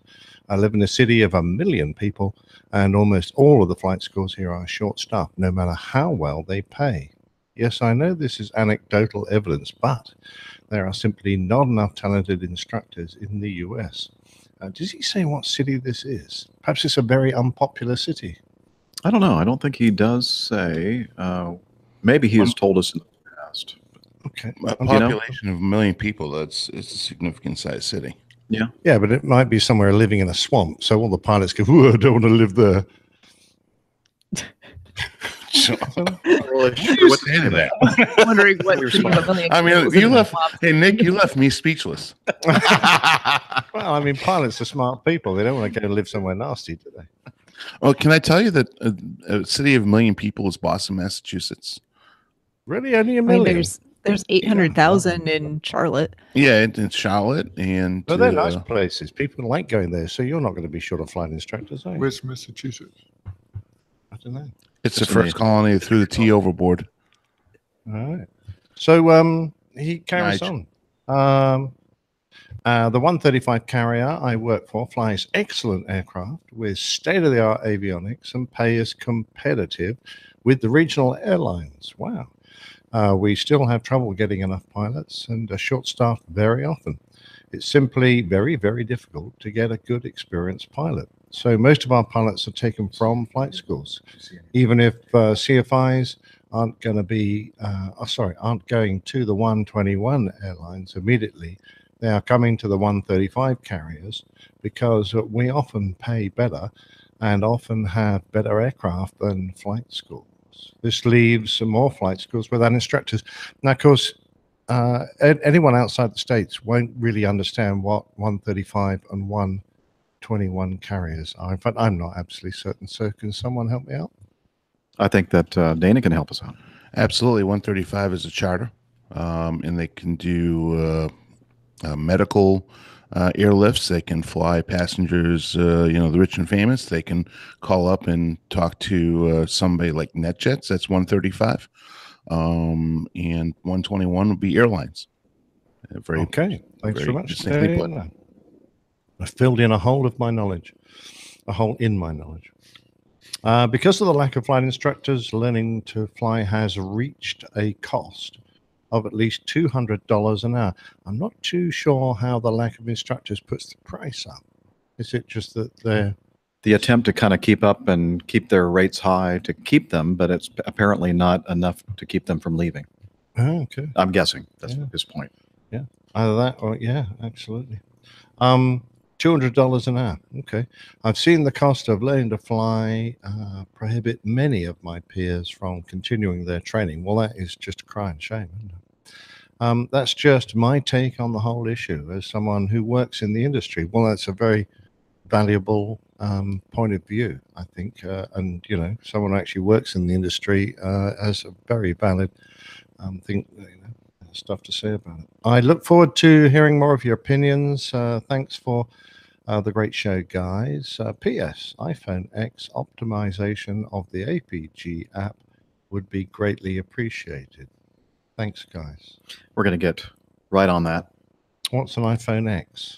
iPhone 10. Oh, this guy's earning too much money. Yeah. He's too He fancy. can afford an iPhone 10? Whoa. She's a doctor. Come on. Yeah. Yeah. And whatever else she does for money on the side. We're not going to No. go into that. But Well, You promised we wouldn't. Christian can afford one as well, Yeah. obviously. So, I don't know. They're obviously paying him too much. obviously. Yeah. Clearly. Lucrative part 135. Yeah, Christian, if we had someone who knew what they were doing with our iPhone apps, we would get right on that. But it's We're actually kinda- a minor miracle that they're still working. Yeah. Yeah. If you want to take the job on, then Yeah, please. help. please. Yeah. And then you can optimize to your heart's content. Yes, yes. All right. There was a nice note here in the chat room regarding the pilot shortage. Rebecca Saylor, a lovely lady, interrupt my cleaning again to announce that my niece's husband has been accepted into pilot training with the U.S. Air Force. Yay! So my family is doing its part to solve the pilot shortage. Good, good. Yeah. Excellent. Congratulations. I did Yeah, well receive a flyer in the mail yesterday from GoJet Airlines for pilot recruitment. They said, we offer wonderful signing bonuses. Come fly with us. I was like, I'm like 1,000 hours short of meeting your requirements, but very cool. Well, go get them, Steph. Only 1,000 hours. That's not bad. Yeah. All right. Ever thought of being a flying doctor in Australia? That could be fun. Good, good. No. With how No, adventurous you are, that would then be we're not gonna be a able lot to- of fun. Yeah. Then we're not going to be able to have Steph on the show anymore. So Oh, yeah, shut we up. can. We'll just have to have it at a very strange time of the day. Okay. You'll have to do the show in the middle of the night. Okay. For Steph, we Made do it. Small sacrifice. Yeah. All right. Moving on. Number 3, Captain Adam. Hello, Captain Nick and crew. Captain Adam of Acme North Defense here. I've been catching up on episodes I missed over the last couple of months and heard you guys talking about the RAAF Hornets coming to the RCAF, specifically one that may have sentimental significance to you, Captain Nick. Please let me know specifics of this special Boeing. What? Let me read that. What? Please let me know the specifics of this special Boeing It's and not any others Boeing. that you want to see. What becomes of them, and I will do my best. Adam, please wash your mouth out with soap. McDonnell Douglas. If I think he just did this on purpose. He's thinking, I'm You just think? going to stir the pot, Mhm. ruffle somebody's feathers. Well, they're ruffled, I promise you. I know. I can see that. Anyway, he continues, if they end up in Western Canada and Acme Red ever takes you to Edmonton, Alberta, Charlie Yankee Echo Golf, let me know, and we can probably take a look in person. Well, the one I see, I don't know the MSN number, so I can't give you the number it will have identifying it, because I guess when they sell them to Canada, they'll put their own serial numbers on the fuselage, and you may not be able to work out what they had on them when they were in the Australian Air Force. I don't know. It'll But be any- quite simple, actually, Nick. Yeah? They'll line them all up in a line, and the bent one is your one. Ah. Okay. Bam. Yeah, exactly. So A21-4 was the aircraft I had my name on, the fourth Hornet to fly in Australia on the inventory. And if that one makes it over to Canada, yeah, I almost think about going to Edmonton, especially just to see it. That'd be great. But please don't paint that stupid cockpit on the belly. What an idiot idea that was. I thought that was. You know, the Canadians had this idea that in order to make it harder to work out whether the aircraft is top up or bottom up, they'd paint a black cockpit on the fuselage. They then painted it, or the bloke who thought of the idea, and wanted to charge any other Air Force that tried to do it a lot of money, but no one else took them up on it anyway. I'm not sure of the advantage of doing that. Well, it's supposed to make it harder to work out whether the guy's pulling into you or pushing away from you. And this guy, I really don't think it's up to much. I see. Okay. It's a crazy idea. I'm sure the Canadian Air Force think it's wonderful. Yeah. Well, speaking of wonderful, Dr. Steph, would you please take our fourth item in the feedback folder? Be happy to. This is from Ben. He's referring back to the article that we did about the medical incident on a United flight a while back. He says, the doctor on board article is surely just attention grabbing on the part of the lawyer of the passenger, who is suing to see if they can get some money out of United. Maybe they didn't have appropriate travel insurance. There has to be some bad decisions to be made sometimes. For example, Trans-Pacific. Sometimes you are 2 or more hours from a suitable place, and do you really want to divert to some island in the middle of nowhere? Also, the Qantas flight from Sydney to Johannesburg routinely goes way south and is over the ice of Antarctica. Can't see McMurdo being able to take a 747-400, but it's all a matter of actual medical issue versus the practicality of good level care and the cost of the divert, which in some cases not only means the divert, landing, ground handling, etc., but also what if the crew time's out? Hotels for 250 plus people? Same as you'd get in any ER. You won't get seen first if you have a broken arm. At work, for an unnamed air traffic organization, I often see crews, who report a sick passenger on board but hold short of declaring a PAN for it. So in such cases, we process them as per normal. Okay, we won't hold them up if we can help it, but technically there is no upgrade in priority. This has 2 benefits. It discourages the, quote, sick passengers who are miraculously cured as soon as the aircraft gets to the gate. No, seriously, one airline tried it twice to bust the Sydney curfew before their managers got told very firmly not to cry wolf again. And it means that a genuine case where you really need to get on the ground ASAP is pushed to the front of the line and given as much track shortening and high-speed cruise descent as is possible.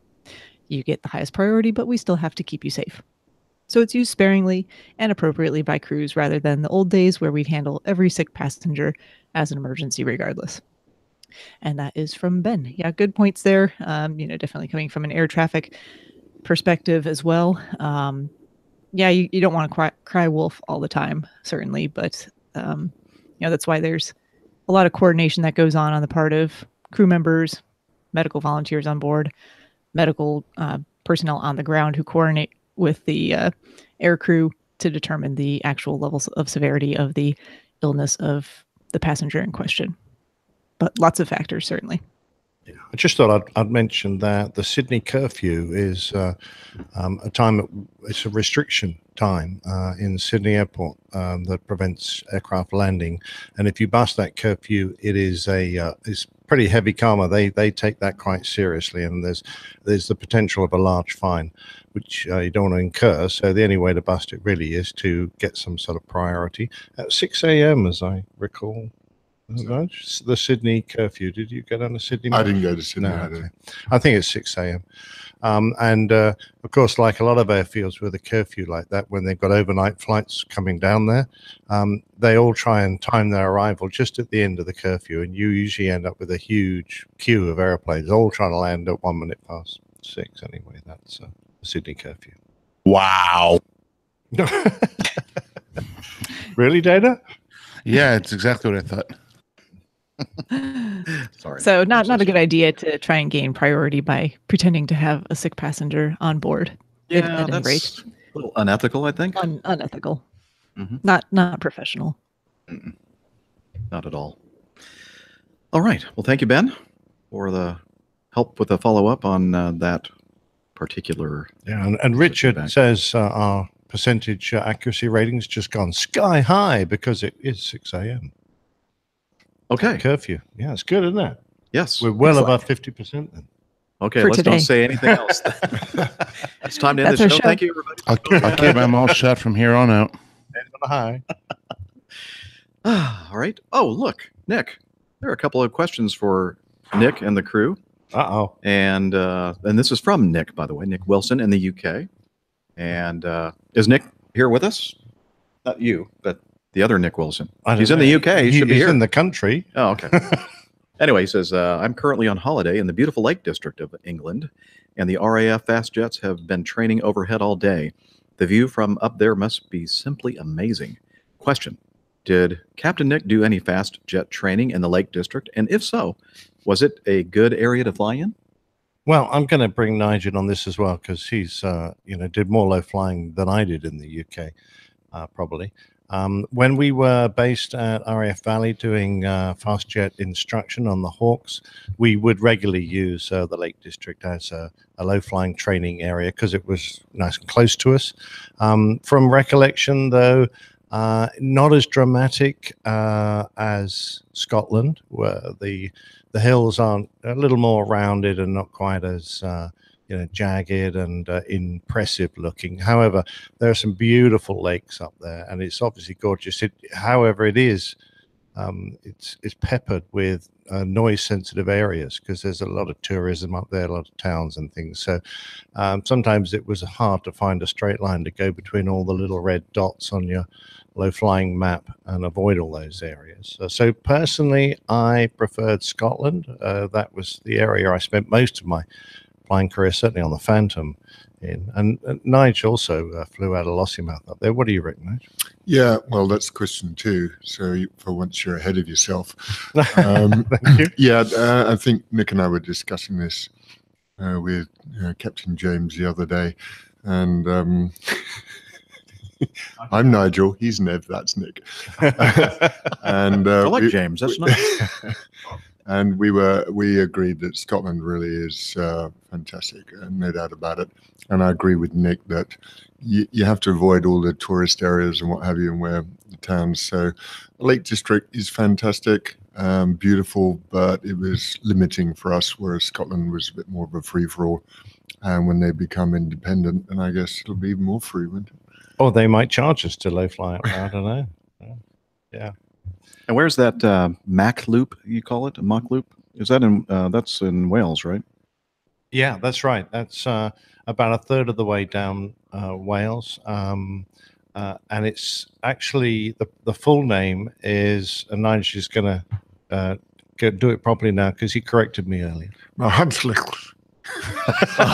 Bless you. Just spat my teeth out. Do we have some Kleenex here? So we had a windshield on that mic, wasn't it? Yeah, good thing. Was that lunch coming back up? I know, I'm going to have to wash that. Sorry, Dana, you're trying to slag me off. Could you just say that? I said, was that lunch coming back up? Yeah, so it's the name of a Welsh village that nestles in part of that sequence of valleys. And the lovely thing about that series of valleys was it forms a almost a continuous circuit, and you can and it's the ideal proportions for you to demonstrate and practice going through a sequence of S turns and teaching the student how to look around the hard corner that's coming up to make sure there's no aircraft coming the other way, to pull into the apex of the turn hard, brush the canopy against the rocks on the apex, and then dive down into the next valley, prepare themselves for the direction of the next turn, etc., etc. And you get into a lovely sort of slalom sequence going around there. But of course, because it's such a good series of valleys for training in, that's why everyone has taken the opportunity to get up on the rocks overlooking the valleys and photograph and take some very impressive pictures of the fast jets going down there. Mm. All right. And the second question that Nick asks, what is your favorite area to fly around in or commercial route to fly in terms of the scenery? Well, funnily enough, Dubai has some amazing scenery, not in that end of the Gulf, but going over Iran. Iran is an incredibly remote-looking place, a lot of it that we fly over. And it's a time of the day, sometimes with the sun just getting above the horizon or just setting, and you get that low angle of light against the amazing terrain underneath you, which lights it up and brings it out into a real 3D. So that's always, for me, photographically, certainly, I'm always there looking and down and going, wow, isn't that absolutely fantastic? Yeah, there's an area right at the bottom of China that's over towards the western border, and that's just fantastically beautiful, and it's so deserted, and it's got these rolling hills. That's good. And particularly in the early morning, like Nick says, and we always seem to be flying into the sun in the early morning over them. And the other place I like is near the Stans, Tajikistan, Uzbekistan, Pakistan, around there. The mountains are just beautiful and fabulously. So we both like mountains, really, don't we? I was going to add my vote to the mountains as well. And my experience flying in the western United States, especially I think the most beautiful ranges in the U.S. or the range are the Cascades. They're a younger mountain range, and they're very jagged mountains and peaks, and it's beautiful. And it's also part of a long line of volcanic formations along the western United States. So, used to know all of them when I used to fly out there quite often, but it's been a while. But it's a beautiful place. Still a good job. Well, I'll have a dissenting view then. For me personally, flying, it's along the coast. So anywhere where land meets water, especially the Outer Banks of North Carolina, is just beautiful. And but beyond that, definitely agree with you guys on the mountains, and definitely the southwest part of the United States. Yeah, getting into beautiful. more like the Red Rock territory. It's gorgeous. Yeah, that is pretty. Dana, how about you? What would you say is your most favorite part of the world to fly over? Well, of course, I have a very limited view because I've only flown in one part of the world, and that is pretty much the Rocky Mountains east. So I'm real prejudiced to my Nebraska? home. In Nebraska is absolutely beautiful if you like flat and nothingness. But no, I would have to. I'd have to actually say, and this is going to be very selfish, I think. And I love flying around the Northeast.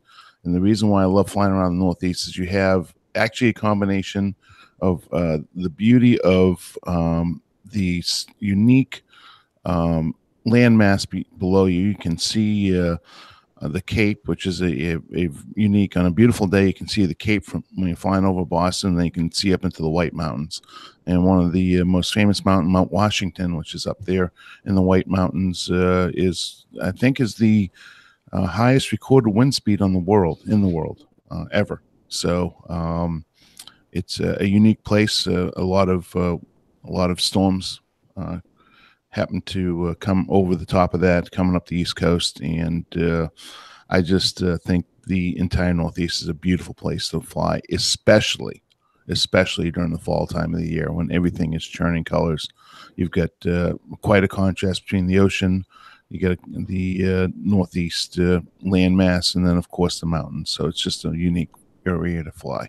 And actually, believe it or not, a lot of U.S. airline pilots prefer not to fly into the New York and the Boston area because it's such a mess. But it's a beautiful place. It's a very busy place, but it's a beautiful place to fly.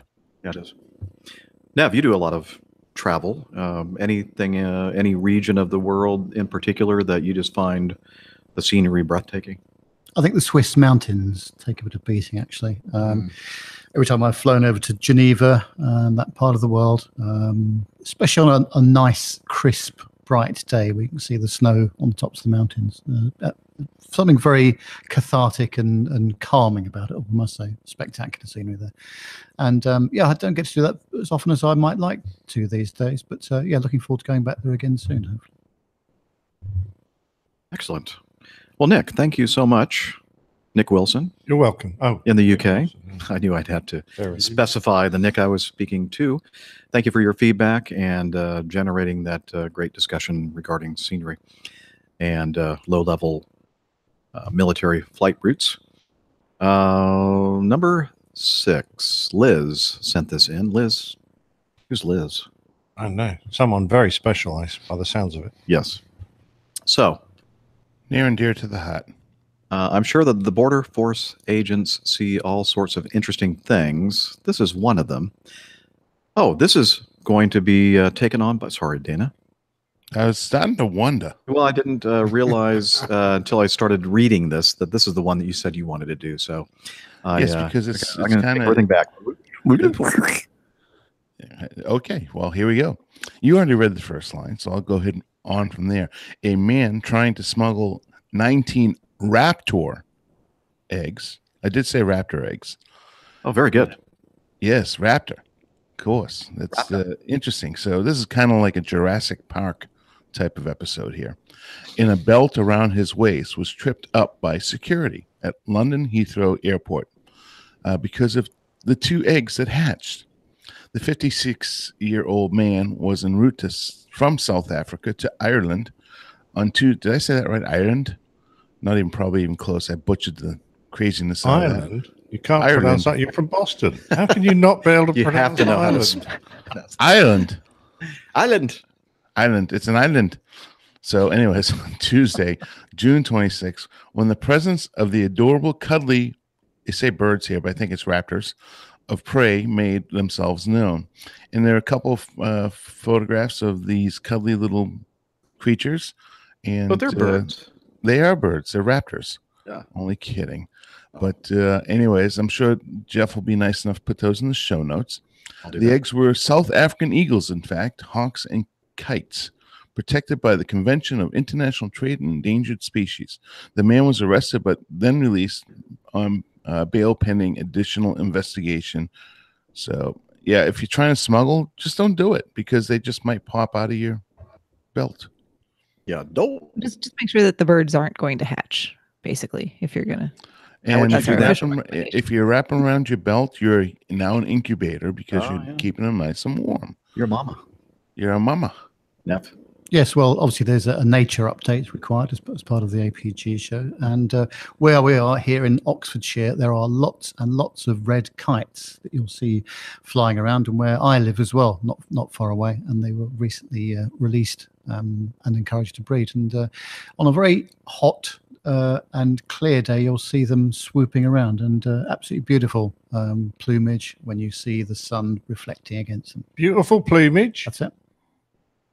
Thought I'd just, lead you into Monty Python. I know. That's a dead parrot sketch, right? Yeah, dead parrot. Yeah. Beautiful plumage, the Norwegian blue. Beautiful plumage. All right. Thank you for reading that one, Dana. And Liz, thank you for pointing. When I saw raptor, I was thinking like what is that thing called? A velociraptor? One of the prehistoric dinosaurs? Dinosaurs. Yeah. And then I thought she must be talking about the Mad Dog or something. That's All right. the reason why I wanted to read that one, Captain Jeff. Ah, see. Talking about our bird of prey. Special. We had a special significance for Dana and I. Yes, we did. All right, number 7, David. Captains and doctors.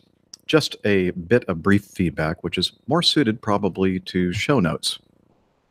Okay, maybe we should just skip it then and we'll just put this in the show. No, we need to talk about it. The BBC recently released an article discussing the stolen Herc that featured in Plain Tales, the C-130. The article is from a slightly different perspective and is interesting reading. Was the newlywed mechanic who stole a plane shot down? That was the title of the article in BBC News, and the link will be in the show notes. And we have it here. And in 1969, you'll remember at the height of the Cold War, a homesick, hungover mechanic in the U.S. Air Force stole a plane from his base in East Anglia and set off for Virginia. Did I say that right? East Anglia? Yeah. Okay. Good. Nearly 2 hours later, he disappeared suddenly over the English Channel. Did he simply crash or was he shot down? Emma Jane Kirby has been scouring the archives to find out. I've known for some time that 23-year-old Sergeant Paul Meyer called his wife from the cockpit of his stolen Hercules aircraft. Jane Goodson, as she's now called, told me this herself when she spoke to me from her home in Virginia. Honey, he had told her triumphantly, waking her from a deep sleep, I got a bird in the sky and I'm coming home. What I didn't realize then, however, was that the last 20 minutes or so of their conversation was recorded. And when the transcript of that recording was sent to me, I will admit that I sat down and wept. By the time the tape recorder was rolling, Meyer's jubilation and bravado had left him. The cold reality of what he had done and what lay ahead had hit him squarely. And then the transcript is here. Honey, I believe those that they may help you find out where you are. Okay, maybe by reading what's in front of you there, they can help you. You shouldn't have undertaken this by yourself, honey. That's a big responsibility. Being a navigator, pilot, everything like this yourself, honey. And then he says, I'll be all right, over. And his wife says, Paul, darling, can you hear me? And he says, you just barely, darling. And then she says, can you hear me, sweetheart? I sure wish I was up there with you. He says, I can just barely hear you now, honey, over. Wife says, did you take out the trash last week? Shit. No, I'm sorry. Aren't you getting... I just spoiled the whole ambiance of the It was sounding so romantic. And That was so nice. Okay, back to the story. Aren't you getting nearer to me, honey? Or nearer to home, honey? Why don't you ask the fellow to find out where you are? Maybe they can help you. And so he says, well, honey, I'll be really honest with you. He admits, I kind of think I made a big dang wrong mistake here. I feel like the biggest dodo around here right now, over. Jane, clearly petrified, has to still her own nerves as she tries to reassure her panicking husband. You're the most wonderful thing in the world, you hear? She says. Honey, I'm going to bring you home. I'm going to fly you right in here, okay? Over. And then Meyer's commanding officer tries to cut across the line. Sergeant Meyer, this is Colonel Kingery. Do you read me? He says. It's Colonel Kingery from Mildenhall, over. Alone in the 37-ton, 4-engine transport plane he was not qualified to fly. Meyer, unsure of his direction, unsure of what he was doing, tells his wife desperately, everything will be all worth it if I can just kiss your sweet lips one more time. Over. And Jane, his wife of just 55 days, promises him, you'll get to kiss my sweet lips until we are old and gray in the rocking chairs in Missouri. Over. 20 minutes later, after Meyer had switched the plane to autopilot, the call cuts off. Meyer's final recorded words are, I'm doing all right. I'm doing all right. That's it. So the article goes on. We'll put the link to it in the show notes about this tragic story and a very poorly thought out idea to steal or take this C-130. Yeah, but single-handedly. He was intoxicated and he was obviously depressed, and he'd only just married this lady. He was obviously deeply in love, and he'd been posted overseas and couldn't get back to see her. He was also very worried because she was being hassled by her ex-husband, and so he was, determined to get home. So the inference in the later part of this is that he was actually shot down, but there's absolutely no evidence to support that. They did, in fact, launch an F-100, I think, out of another USAF base on UK soil, who didn't find him. That was the official report. And they also launched another Herc out of the same base, I think. He didn't find him either. It was at night. They ran over the channel. He wasn't particularly high. It would not have been an easy task to find him anyway. But because they launched a fighter out, then the immediate inference was that the fighter went out there to end the flight any way he could, rather than bring him home. But that's not the official USAF view. They believed they were going to try and help him and bring the aircraft back to an airfield where he could land it. And then, it would obviously have...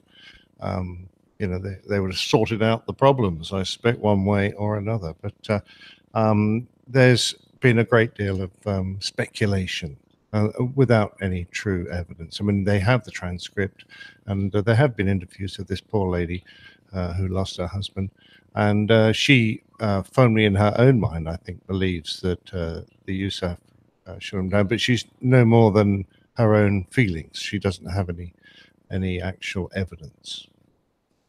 I see.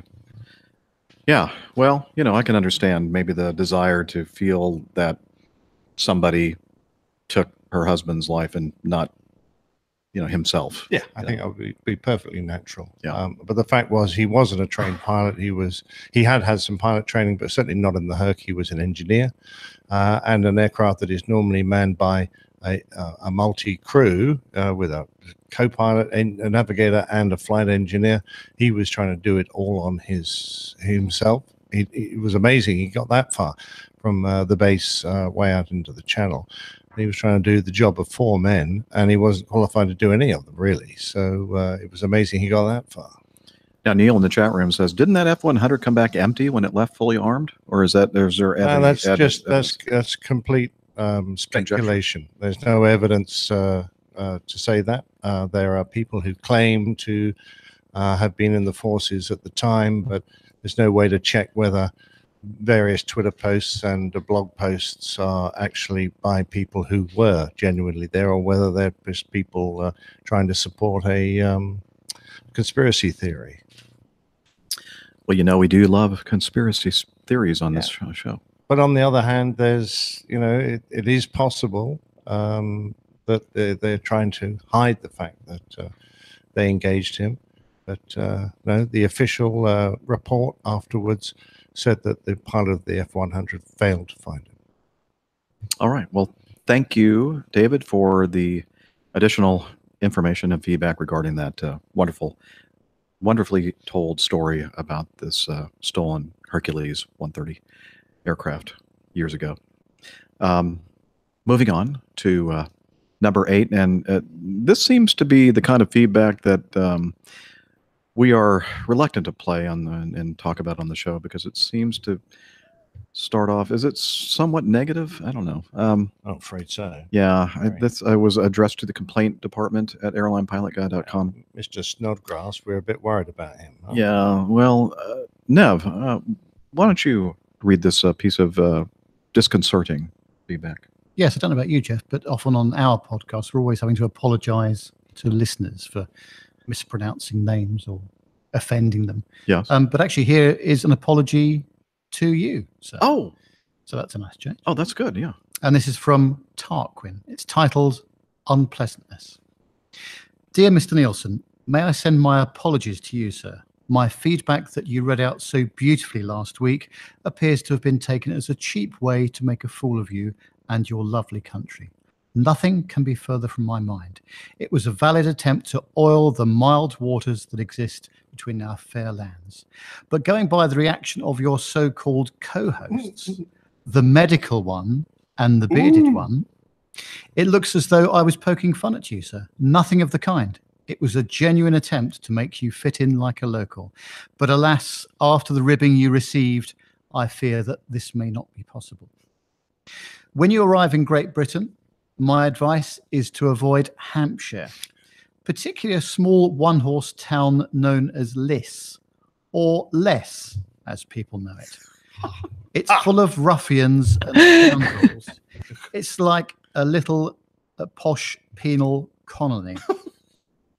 My advice would be to seek out a man of near mystical stature. He goes by the operational name of Nigel.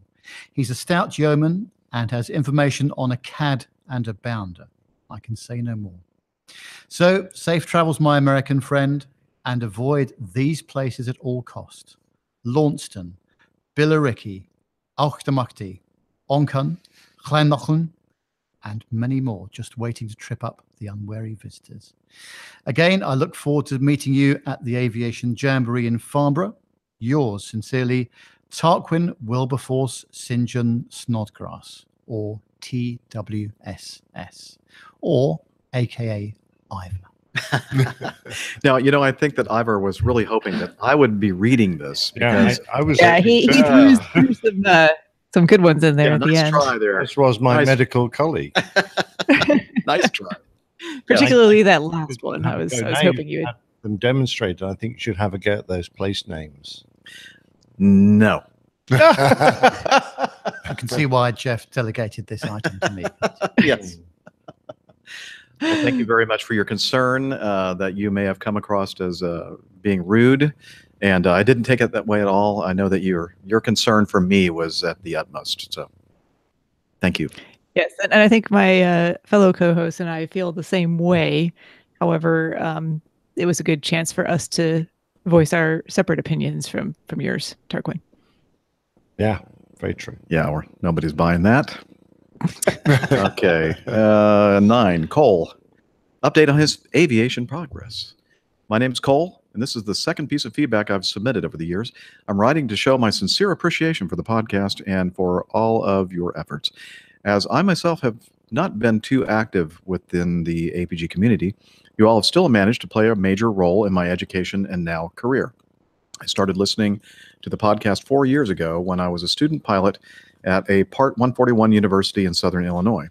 Despite your 50% accuracy rating, I've learned a great deal by listening to the podcast, and it has also furthered my love for aviation.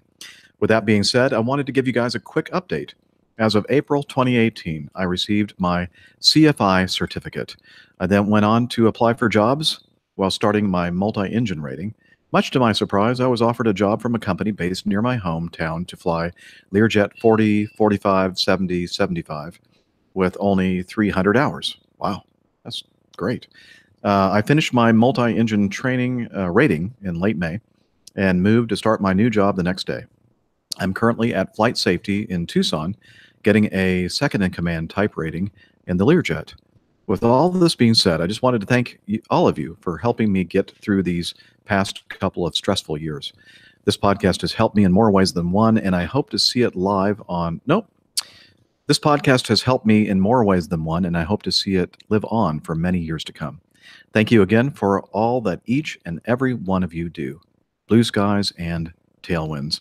And again, that's from Cole. And Cole, congratulations on your attainment of the CFI and working on the multi-engine rating. Excellent.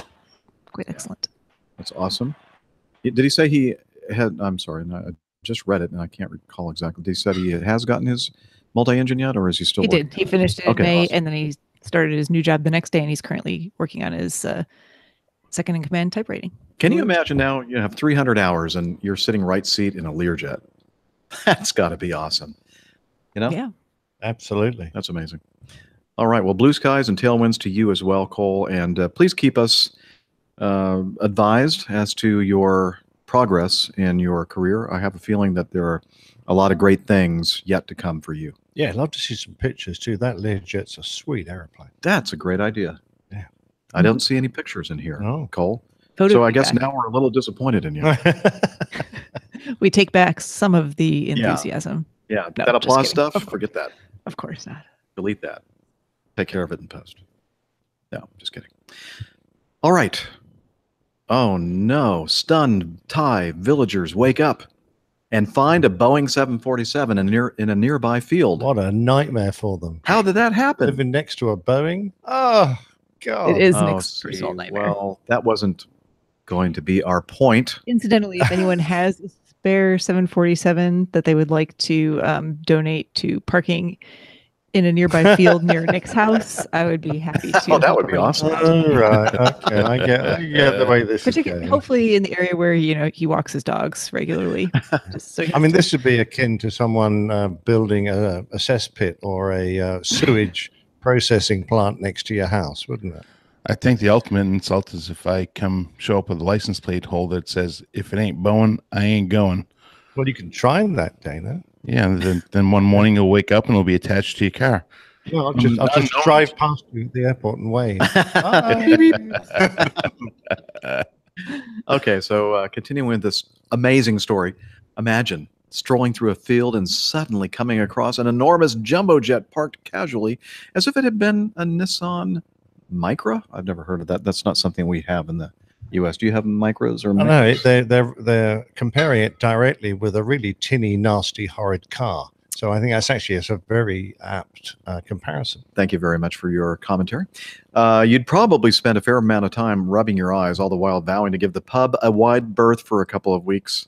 However, they have pubs in Thailand? I don't think so. Oh, I said there's probably a few expats in there with a few Oh, pubs. okay. Yes, Nigel's nodding. Oh, they do.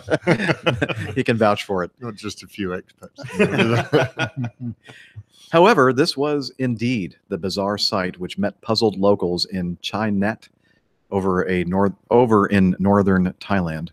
The Boeing 747, complete with purple and gold Thai Airways livery, had appeared overnight as if by some sort of magic. Fascinated villagers hurried to get a closer look at the majestic queen of the skies, posing for pictures with the strange spectacle. However, more adventurous locals were unable to explore further as all the doors, aside from the cargo hold, had been locked tight.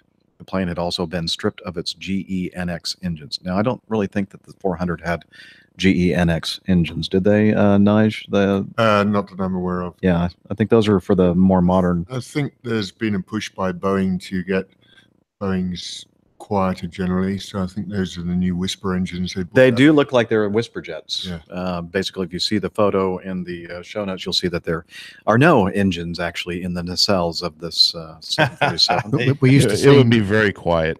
Yeah. we are used to seeing Boeing heavy products without any engines, though. They can't. No, they're not that heavy. Yes, we are. Yeah, a lot of Boeings kicking around the world without engines.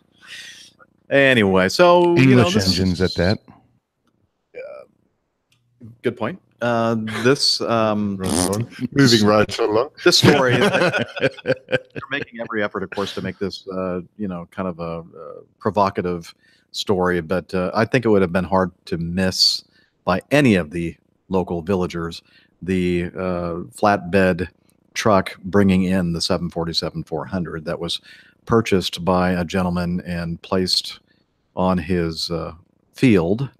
And I guess it's going to be some kind of an attraction. I'm not sure exactly what he has in mind, but no, I think he's trying to get rid of a really nasty plague of rats and mosquitoes by parking it there. They'll all run off, huh? Yeah. Uh-huh.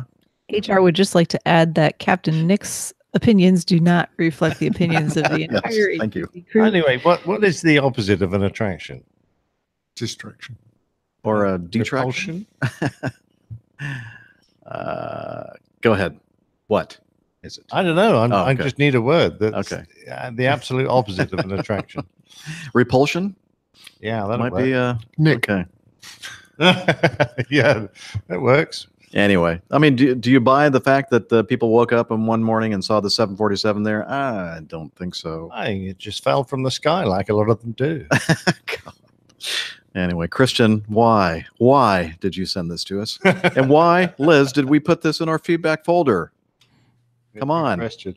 I think it's a great time for plain tales. You know what? I think you're right. Let's do it.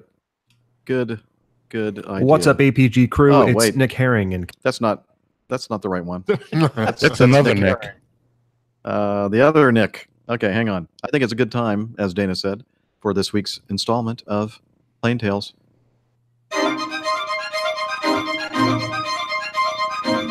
The Old Pilot's Plain Tales. Right, boys. A I've very got 10 minutes to British put you air in. show. It's that time of the year when migrating APG hosts settle for a while in the Hampshire countryside and gather with some of the APG flock at one special location, the Farnborough International Air Show. The show will be a grand affair, with sleek airliners lined up beside the latest military hardware. But following the Shoreham air disaster of 2015, and because of the airfield's position within a densely populated area, the displays will be a little muted. It wasn't always that way. In its early years, the Farnborough Air Display was dramatic and far less inhibited, but then came the show of 1952. John Derry was a British test pilot who flew in times when the test pilots were revered by the public for their skill and bravery. They became household names, and their photographs graced the newspapers, and their exploits were filmed for the newsreels and shown in every cinema around the nation. John had been born in Cairo and was the son of a famous professor of anatomy at the Royal Egyptian University, who studied such amazing artifacts as Tutankhamun's mummy. After the outbreak of the Second World War, John Derry enlisted in the Royal Air Force as a wireless operator and air gunner. His initial operations were flown in Wellingtons and Hudsons from Wick in Scotland, but he was soon recognised as officer material and remustered as a pilot in 1943. Following his training in Canada, he joined 182 Squadron flying Hawker Typhoons in close air support of the Allied forces in the Low Countries.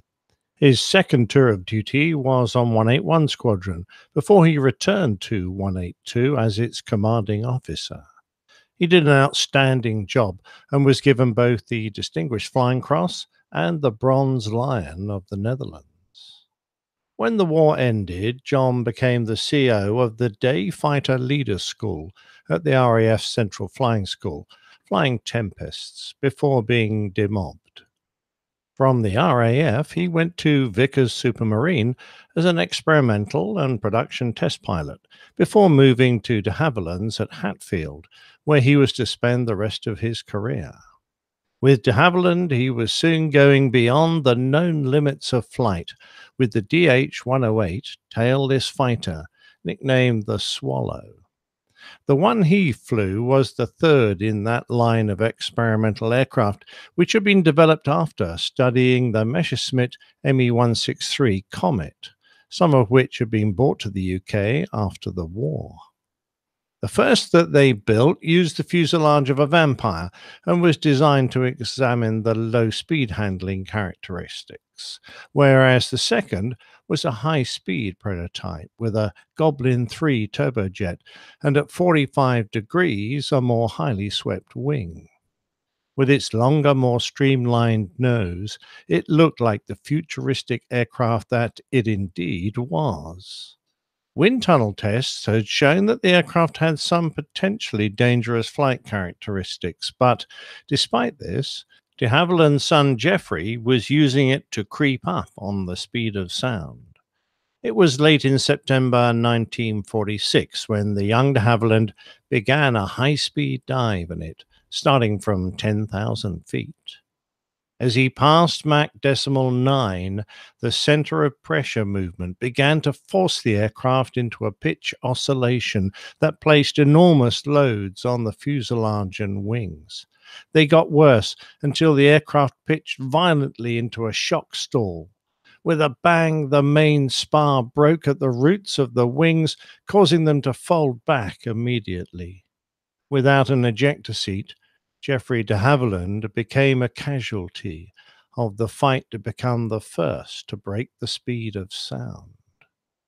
The failure of the DH-108 delayed the project by a year, and it was John Derry who took up the torch in the third DH-108 Swallow. The aircraft was more substantial and performed better, establishing a closed-circuit record of 605 miles an hour. A little later, in early 1948, John Derry dived the Swallow from 40,000 feet, reaching Mach 1, the first British pilot to break the sound barrier, only a few months after Chuck Yeager achieved the same speed in his Bell X-1 Glamorous Glennis. As a fascinating aside, it was back in 1942 that the British Air Ministry asked Miles aircraft maker to build a supersonic research aircraft. It was to be powered by an afterburning turbojet that would be designed by Sir Frank Whittle and was predicted to reach over 1,000 miles an hour with a climb rate of 24,000 feet a minute. Named the M52, it mated a bullet-shaped fuselage to very thin, razor-sharp, unswept wings to reduce the wave drag that occurs in transonic flight. Another key feature incorporated into the M52 was the use of an all-moving horizontal tailplane, as opposed to the fixed tailplanes and moving elevators used on conventional subsonic aircraft. This clearly demonstrated that the Miles engineers understood the problems that conventional tail designs experienced near the speed of sound, following the formation of shock waves that reduce control effectiveness. In 1944, design work was considered 90% complete, and Miles was told to proceed with the construction of 3 prototypes. Later that year, the Air Ministry signed an agreement with the United States to exchange high-speed research and data. Miles' chief aerodynamicist, Dennis Bancroft, stated that the Bell Aircraft Company was given access to the drawings and research on the M52. However, the US reneged on the agreement, and no data was ever forthcoming in return. Shortly after the end of the war, with a new Labour government in power, the project was abruptly cancelled. However, when the existence of the project was revealed to the public, the decision to cancel was widely ridiculed. Finally, it progressed in model form, and eventually the concept was proven successful when a scale model reached Mach 1.38 and proved stable in both transonic and supersonic flight. The success of the Miles M52 design would have given the UK a decisive edge in the early days of high-speed flight, but as it was, the development relied on the de Havilland DH-108 instead. Following the success of his supersonic flight, the Swallow flights continued with other pilots.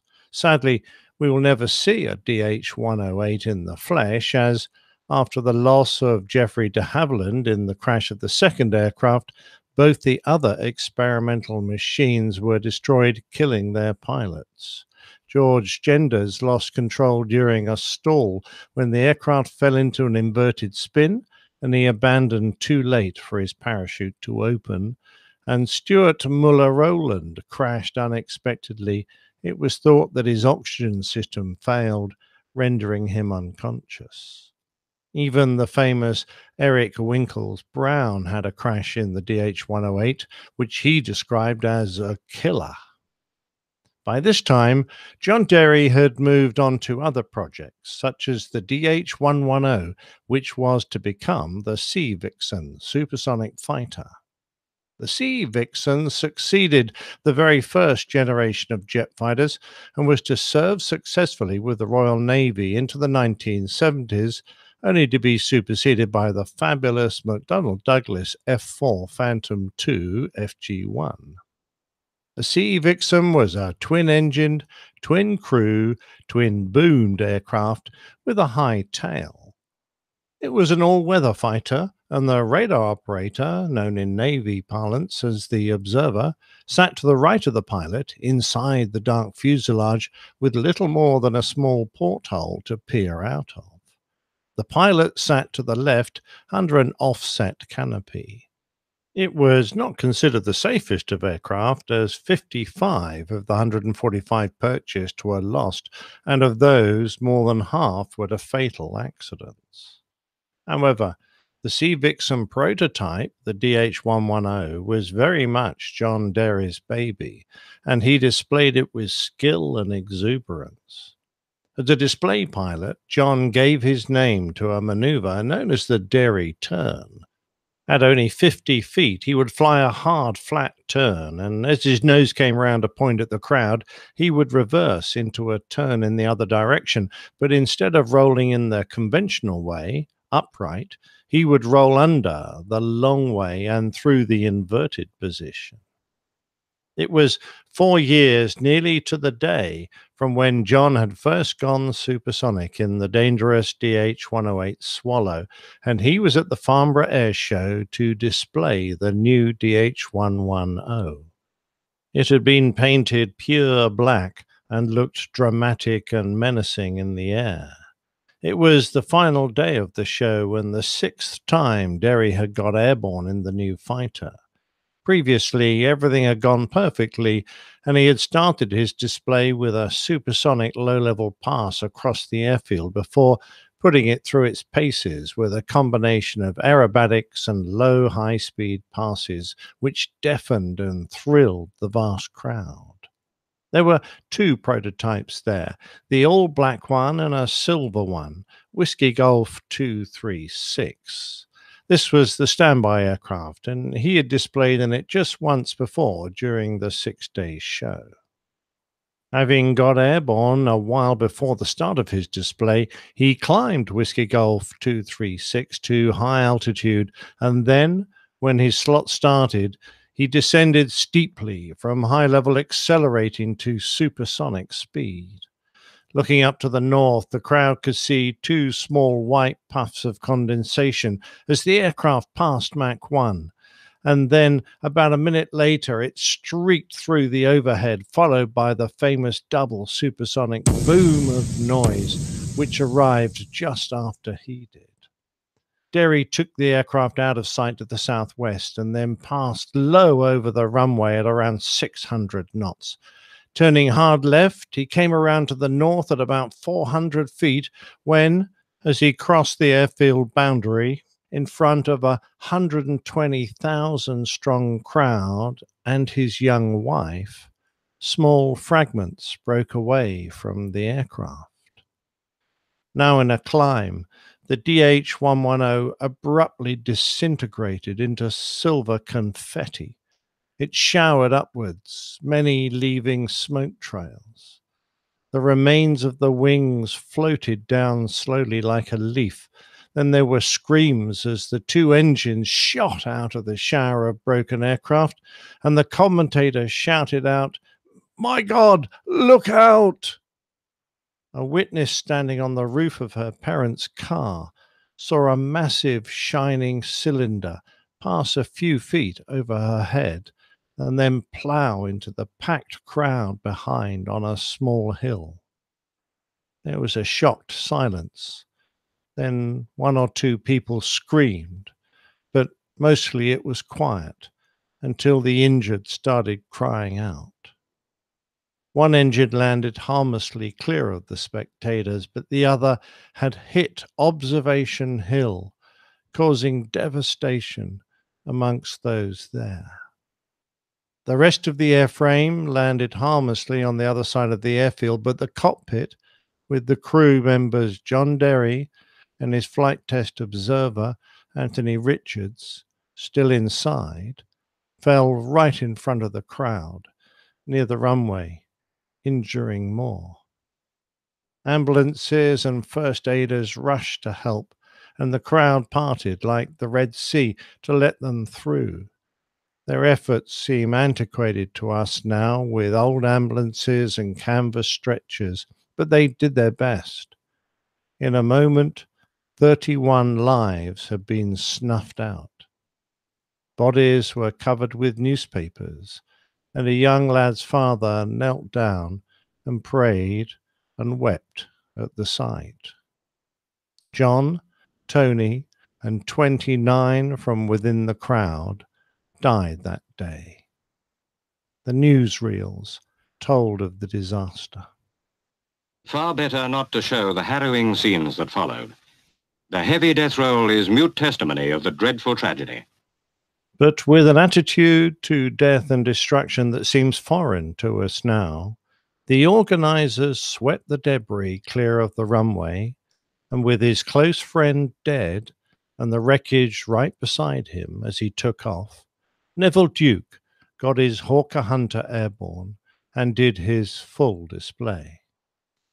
Almost at once, Derry's friend Neville Duke flew a Hawker Hunter through the sound barrier again. Flying, like progress, must not stop.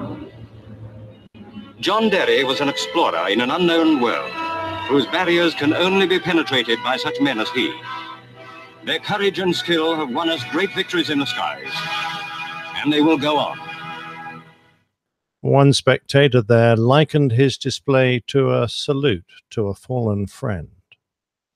A coach returning to Coventry that evening with the Armstrong Siddeley apprentices on board had 9 empty seats. Another remembered being a 7-year-old child there when it happened. On the train home, it dawned on him that he was covered in the blood of those who died or were injured. Queen Elizabeth II, the directors of de Havilland and the government all sent messages of condolence and promised that every possible step would be taken to trace the course of the accident.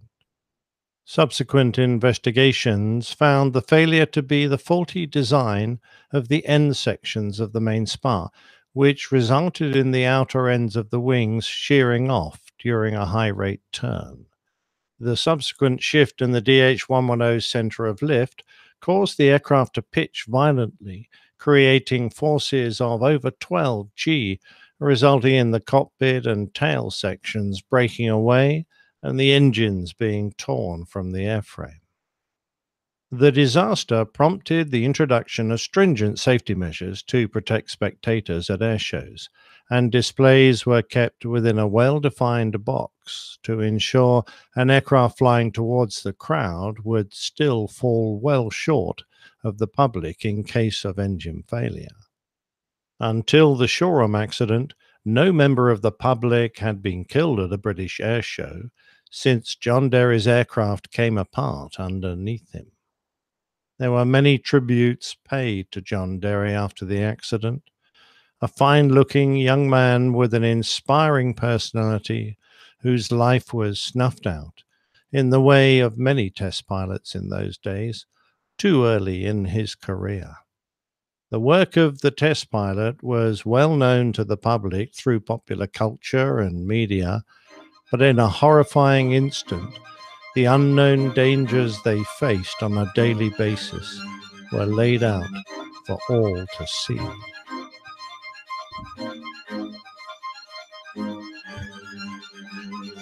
Plain Tales is a featured segment of the Airline Pilot Guy Show Aviation podcast.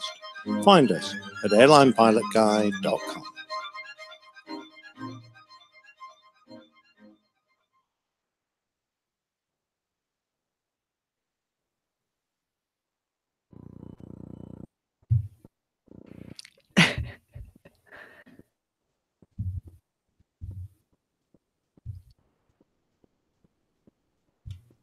Another.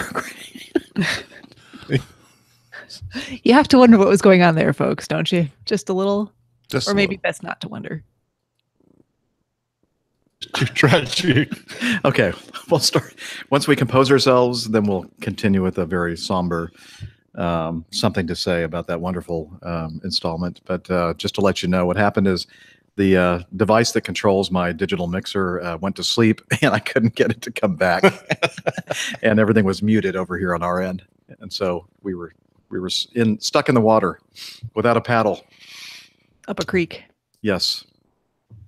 Wow, another wonderfully told plain tale, and not a very happy one. No, those times experimental test flying was really exactly that. They were experimenting every time they got airborne, and until the full mystery of breaking the sound barrier had been discovered, they really were getting airborne and flying into the unknown. They had no idea what was going to happen. And of course, we're only talking a few years after the Second World War. Aircraft development had gone ahead so fast. I mean, they'd gone from big pistons up to twin jets and the next generation. And it was almost that the aircraft designers were going so quickly, they really didn't have time to sit back and work out exactly what the problems might be. So test pilots, they perished frequently, sadly. Yes, sadly. And then, of course, the innocent bystanders at the air show perishing as well. That was just a tragic accident. No one really had considered what might happen if an aircraft did come apart in front of the crowd. And, of course, in this case, all the debris showered onto them. So just awful. Pretty amazing, the different attitudes, though, in that day. It's like, well, we'll just clean things up and carry on. The news commentator, saying also, this is just part of being a test pilot, part of life, and the fact that they just swept the runway and carried on with the air show. Carry on. I agree. So very stiff upper lip. But then again, we're talking about a wartime generation who had seen death and destruction for years, and they were. I won't say they were immune, but they certainly had a different attitude to it than we do. Yeah.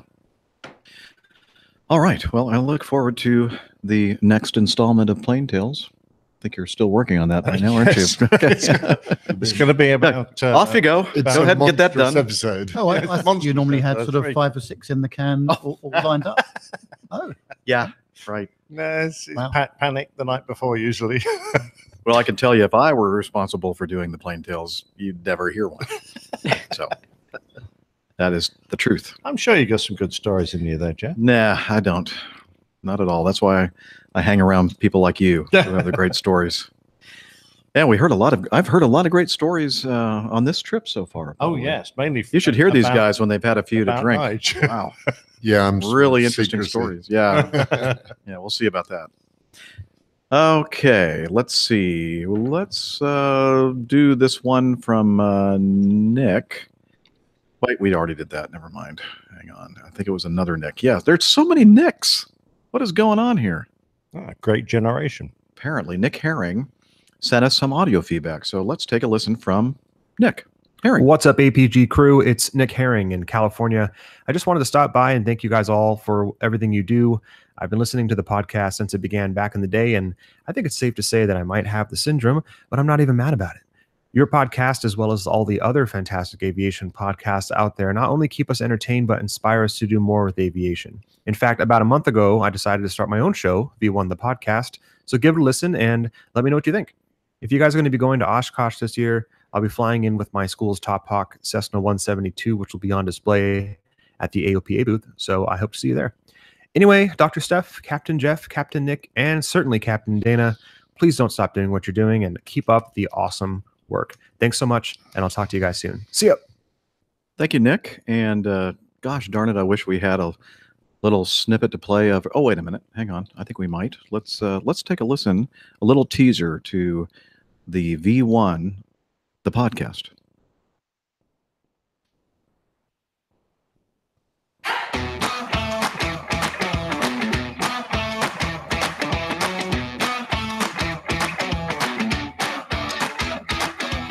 Hello and welcome to V1, the podcast. It's an all-new aviation podcast centered around all things aviation.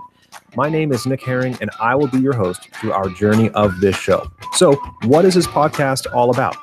Well, at V1, my goal is to give you a taste of all the different areas inside the world of aviation, from aviation in social media, aviation education, commercial aviation, the future of aviation. You'll get it all right here in one place. As for the structure of the podcast, it will be a season-based show. Each season will have a subject or a topic with about 10 episodes a season. And my goal is to publish an episode a week, maybe 2, depending on the topic for that season.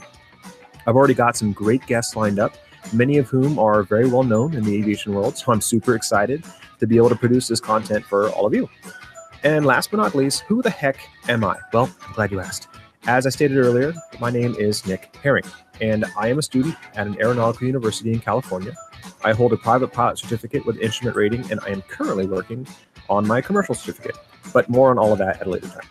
Anyway, I just wanted to create this little teaser episode for you to let you know what we have in store for this all-new aviation podcast. I'm super excited to be able to produce this for you guys. Season 1, Episode 1 will be out soon.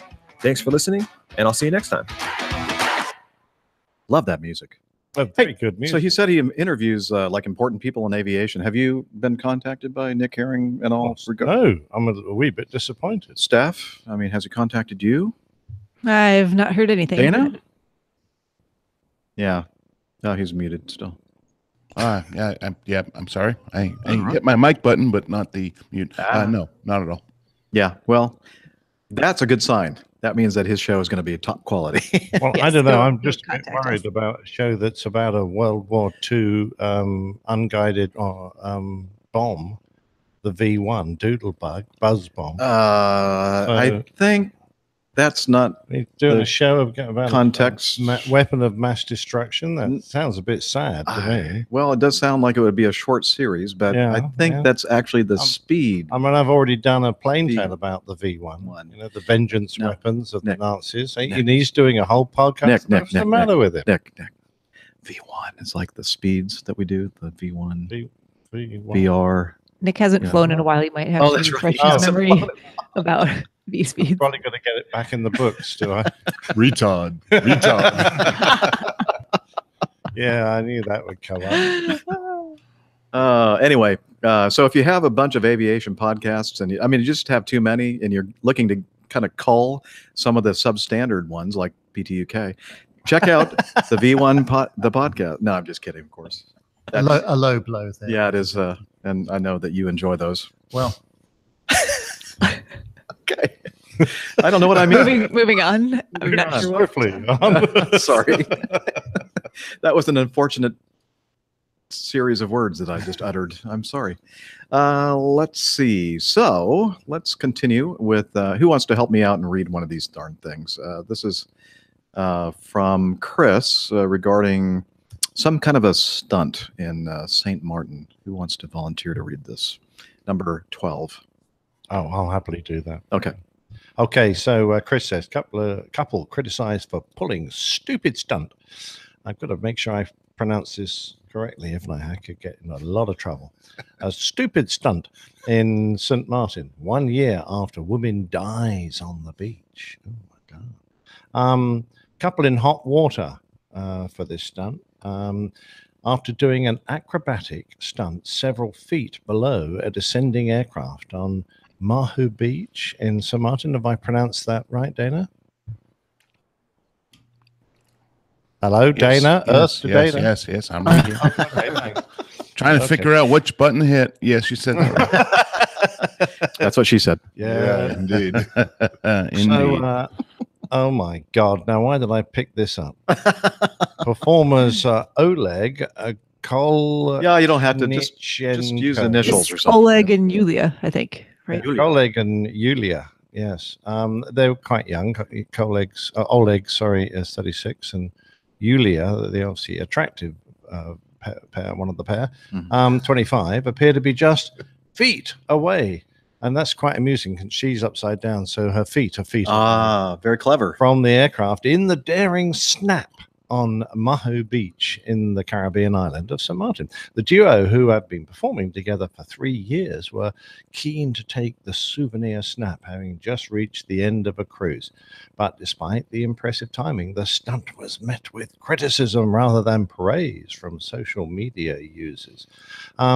So we absolutely love acrobatics, and we like to have fun with it outside work, said the Daredevil pair. The beach is dangerous, yet exciting at the same time. A lot of people were taking pictures with a plane above their heads, but we had some idea to make something cool. After a few tries, we managed to perform it as the plane arrived, but we didn't expect it to be so big and so close. It didn't touch my feet, but I felt as much air from the plane. Well, I felt so much air from the plane, and I lost my balance. It was so much fun and excited, but it was only after I realized how dangerous it was. Well, I don't know. The two of them, what we've got here is a guy standing on the beach with his arms out, balancing on his head. We're using only one arm. Here's his acrobatic partner, who is stretched out above him. Now, if he's, say, 6 foot and she's with her arm out a similar height, that would only put them 12 feet above the beach.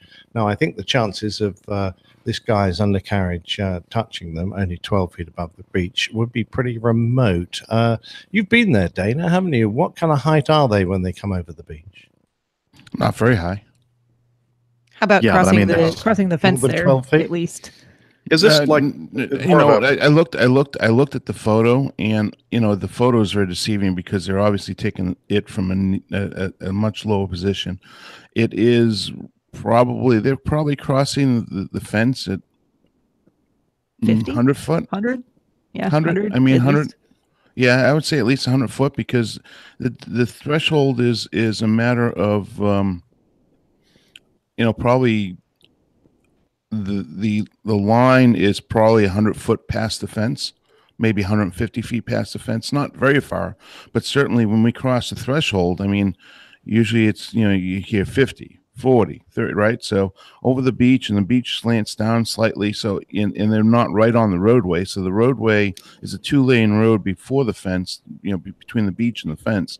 So it's got to be at least 100 feet that they're crossing. It looks a lot closer than it really was. Yeah, that's what I would have said. And the fact they shot it from a low angle appears to project them against the aircraft, makes the aircraft look a lot closer. So Ken Hoke, we know Ken, on Twitter has tweeted here, and we've got that. They're pro acrobats, so the pose was rehearsed. Tires clear the fence greater than 50 feet. They were down on a beach, so the clearance was probably greater than 100 feet. It was safe and fun.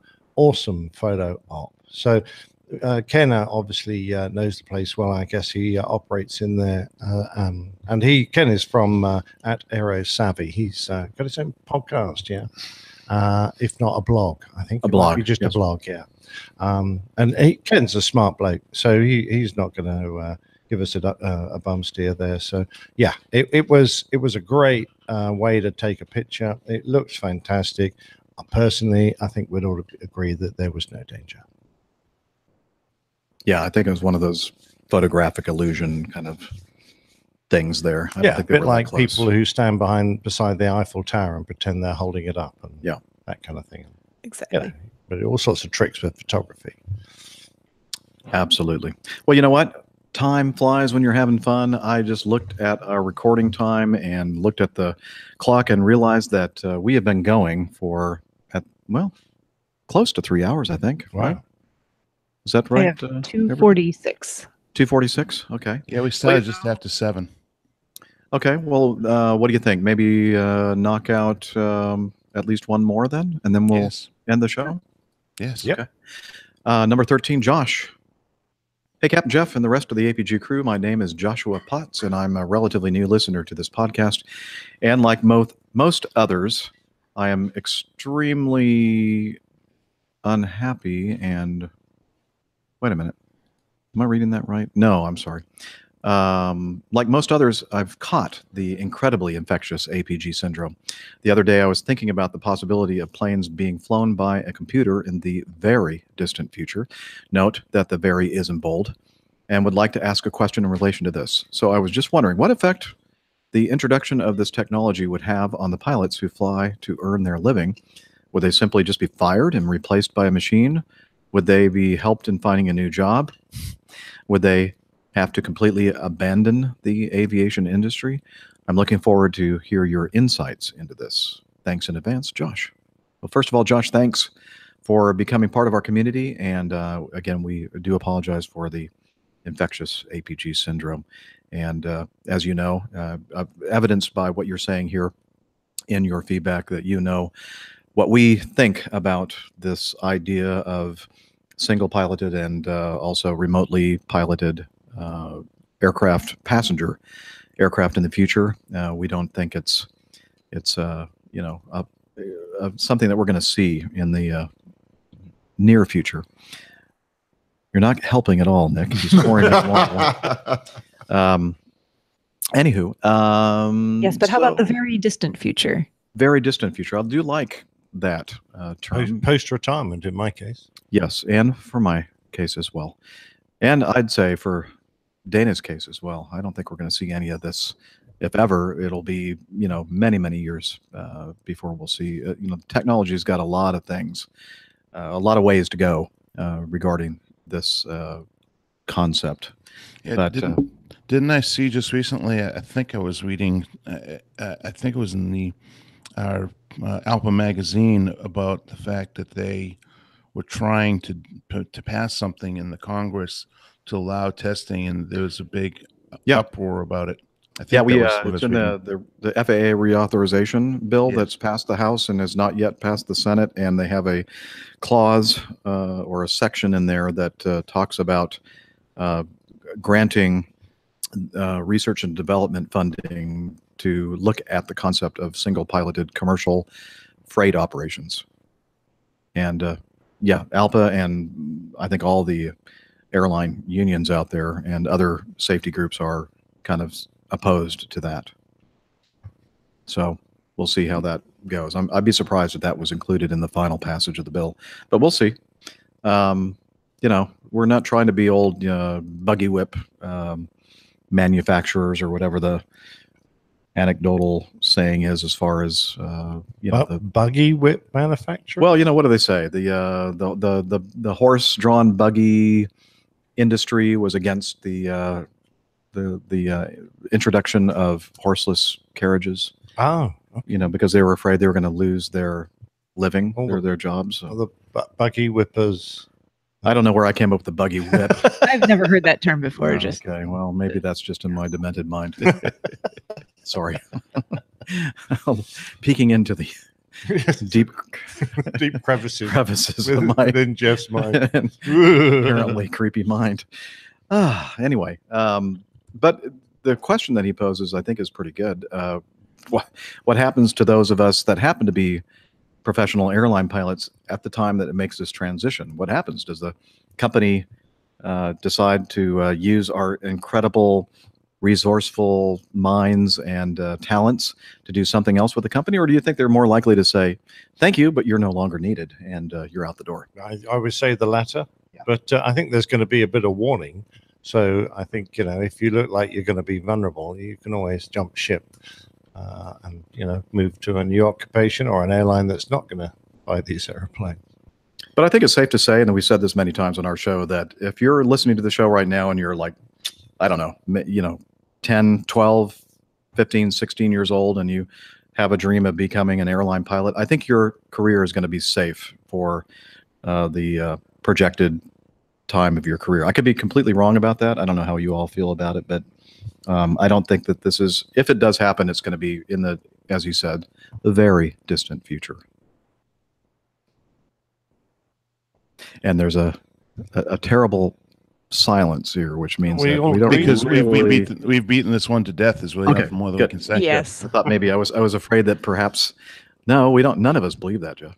There's no sense in there's no sense droning on about it. I mean, I think you all said what I would say about it. Nigel has something to say. I just have one maxim: never take financial advice from a pilot. That is true. Sound advice there. Oh, so what he's saying is anything I might say, you take it with a very large grain of salt, or several small grains. Yeah. No, I think people will evolve with the times as is required. Yeah. But as we also always say, that if you're getting your college degree, and it looks like these days that's less and less of a major requirement for folks that are looking to do our jobs as professional airline pilots.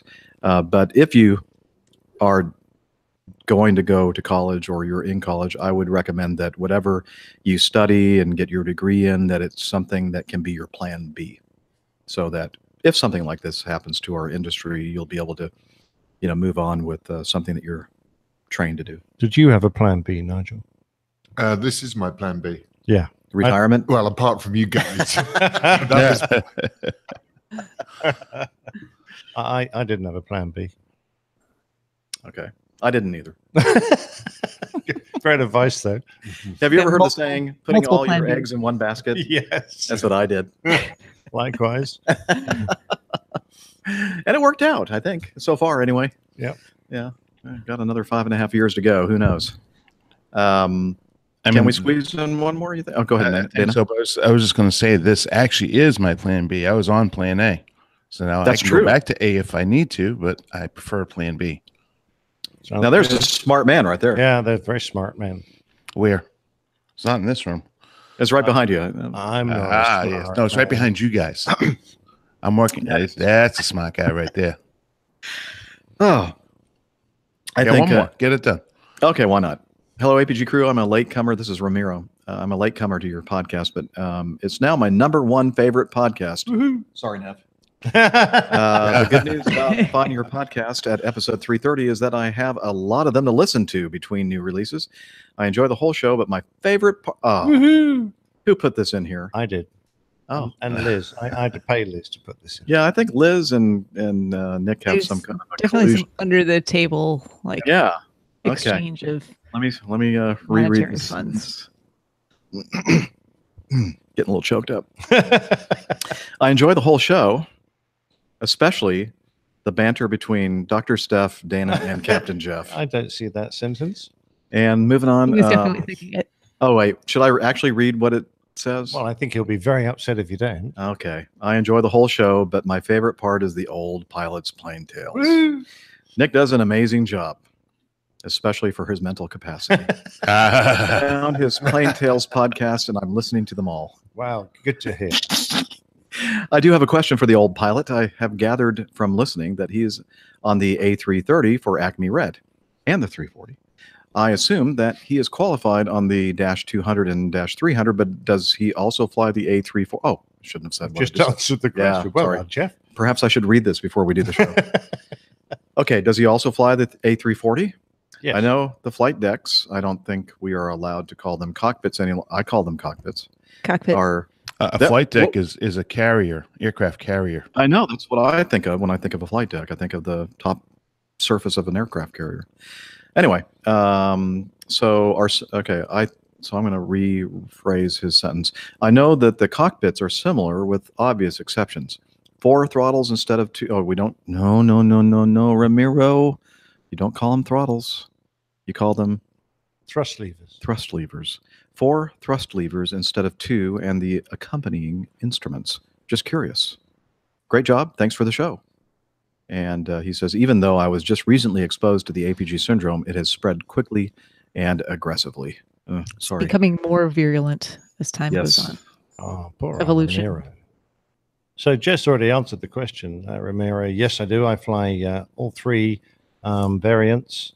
And for a while, I flew the 340-300 and the 340-600. So that would have made another variant in there. But the answer is the flight decks are very, very similar. And for example, when we go into the simulator to do a 330 or a 340 trip, the simulator is the same machine. All they do is take out the throttle quadrant and the panel with the fire push buttons and swap them from a 4-engine aircraft to a 2-engine aircraft.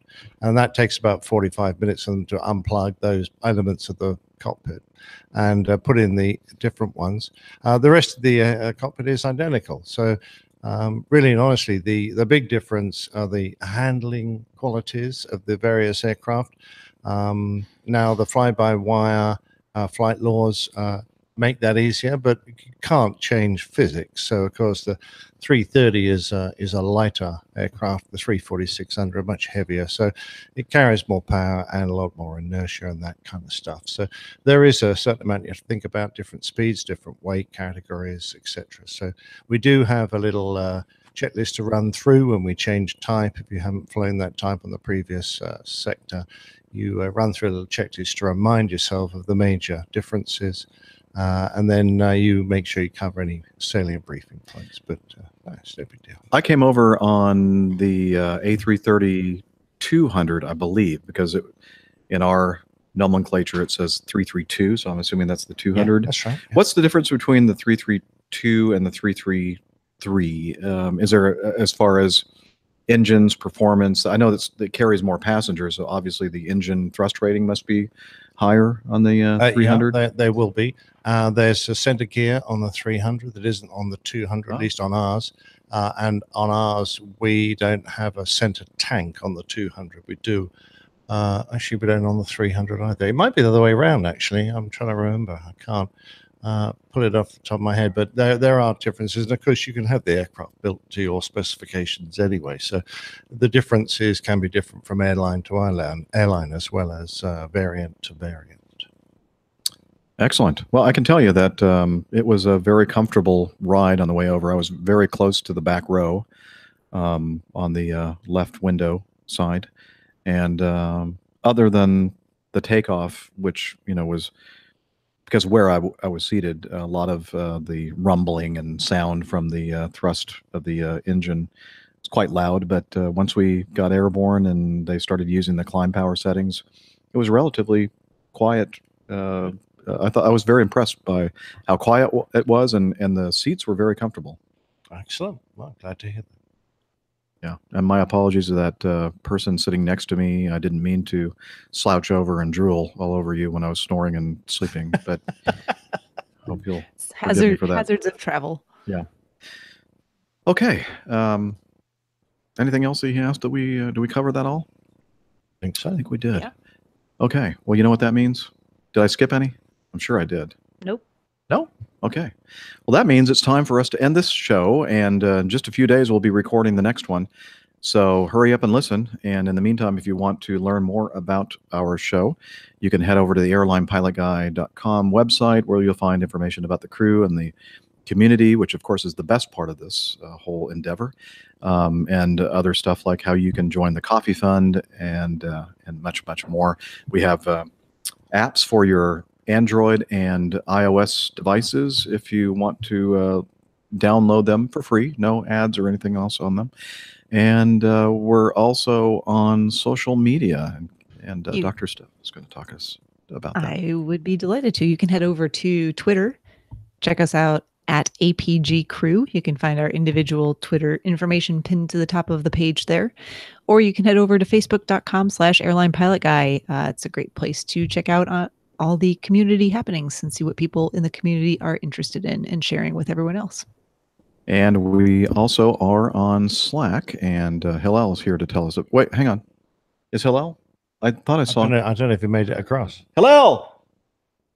Yeah! Come over here. Okay, I'm right there.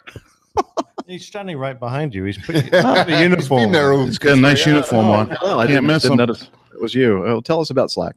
APG listeners, please join us on our Slack team. Slack is a communication, coordination, and sharing platform that works on your mobile, laptop, or browser. On Slack, we share ideas and news. We suggest episode and Plain Tales topics. We plan events and meetups.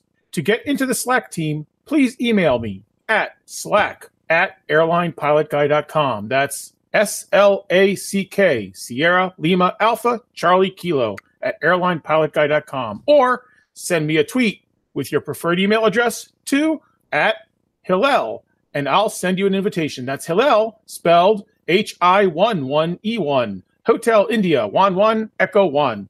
And see you in Slack. Thanks, Hillel. And also, before we go, we want to tell you about that actually a very, very fantastic podcast. I was just poking fun at Neb because they just make us look ridiculous. If you watch their video, production is just amazing. And please tell us about you, how we can learn more about you and the show that you're a co-host on. Very kind, Jeff. Yeah, it's Plain Talking UK, and so that's plaintalkinguk.com. And you can find that on Twitter and Facebook as well. And you can contact me at nevtech27 on Twitter. Excellent. And finally, last but not least, Nige, thank you so much for your incredible hospitality. We lift up our glasses and again, Valerie, cheers. And your lovely wife, Valerie, who has been just wonderful putting up with all our nonsense. We're not going to go into all of it, but it's been a grand time, and I'm looking forward to more great times here before we head over to Nick and Julie's wonderful place. And again, thank you very much for you've just been awesome. You got me a bit worried, actually, because you said more wonderful times. I thought, he's not coming back, is he? Well, didn't you tell him that we were coming back? Oh, but do we have to pack up and leave today? Tomorrow. Oh, tomorrow. Okay. Well, that's a recent development. Okay. Well, thanks anyway, Nige. And yeah, that's all I can think of. Anything else from Dana or Steph from the U.S.? Oh, Dana's on the phone. Nope. I'm good here in the U.S. Okay. Yep. We're holding down the fort here. It's okay. Okay, excellent. Well, we look very much forward to seeing the both of you later this week and next week. Next week. And until next time, wishing you clear skies, unlimited visibility, and tailwinds. Take care and God bless. Cheers, y'all. Bye, everybody. Hasta la vista, baby. Ciao. Bye, everybody. Yay! Hey, that's the best show ever. Otto didn't say anything. It's the red wine talking.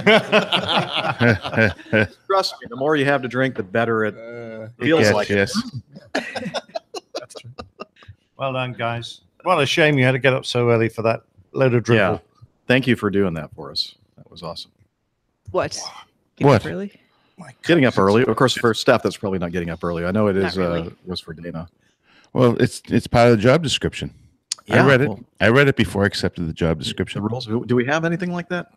Do we have bylaws? And, HR? I'm sure rules and that you're regulations? responsible for all that. Thank you. Yeah, you're welcome. I'm going to go ahead and stop my recorder.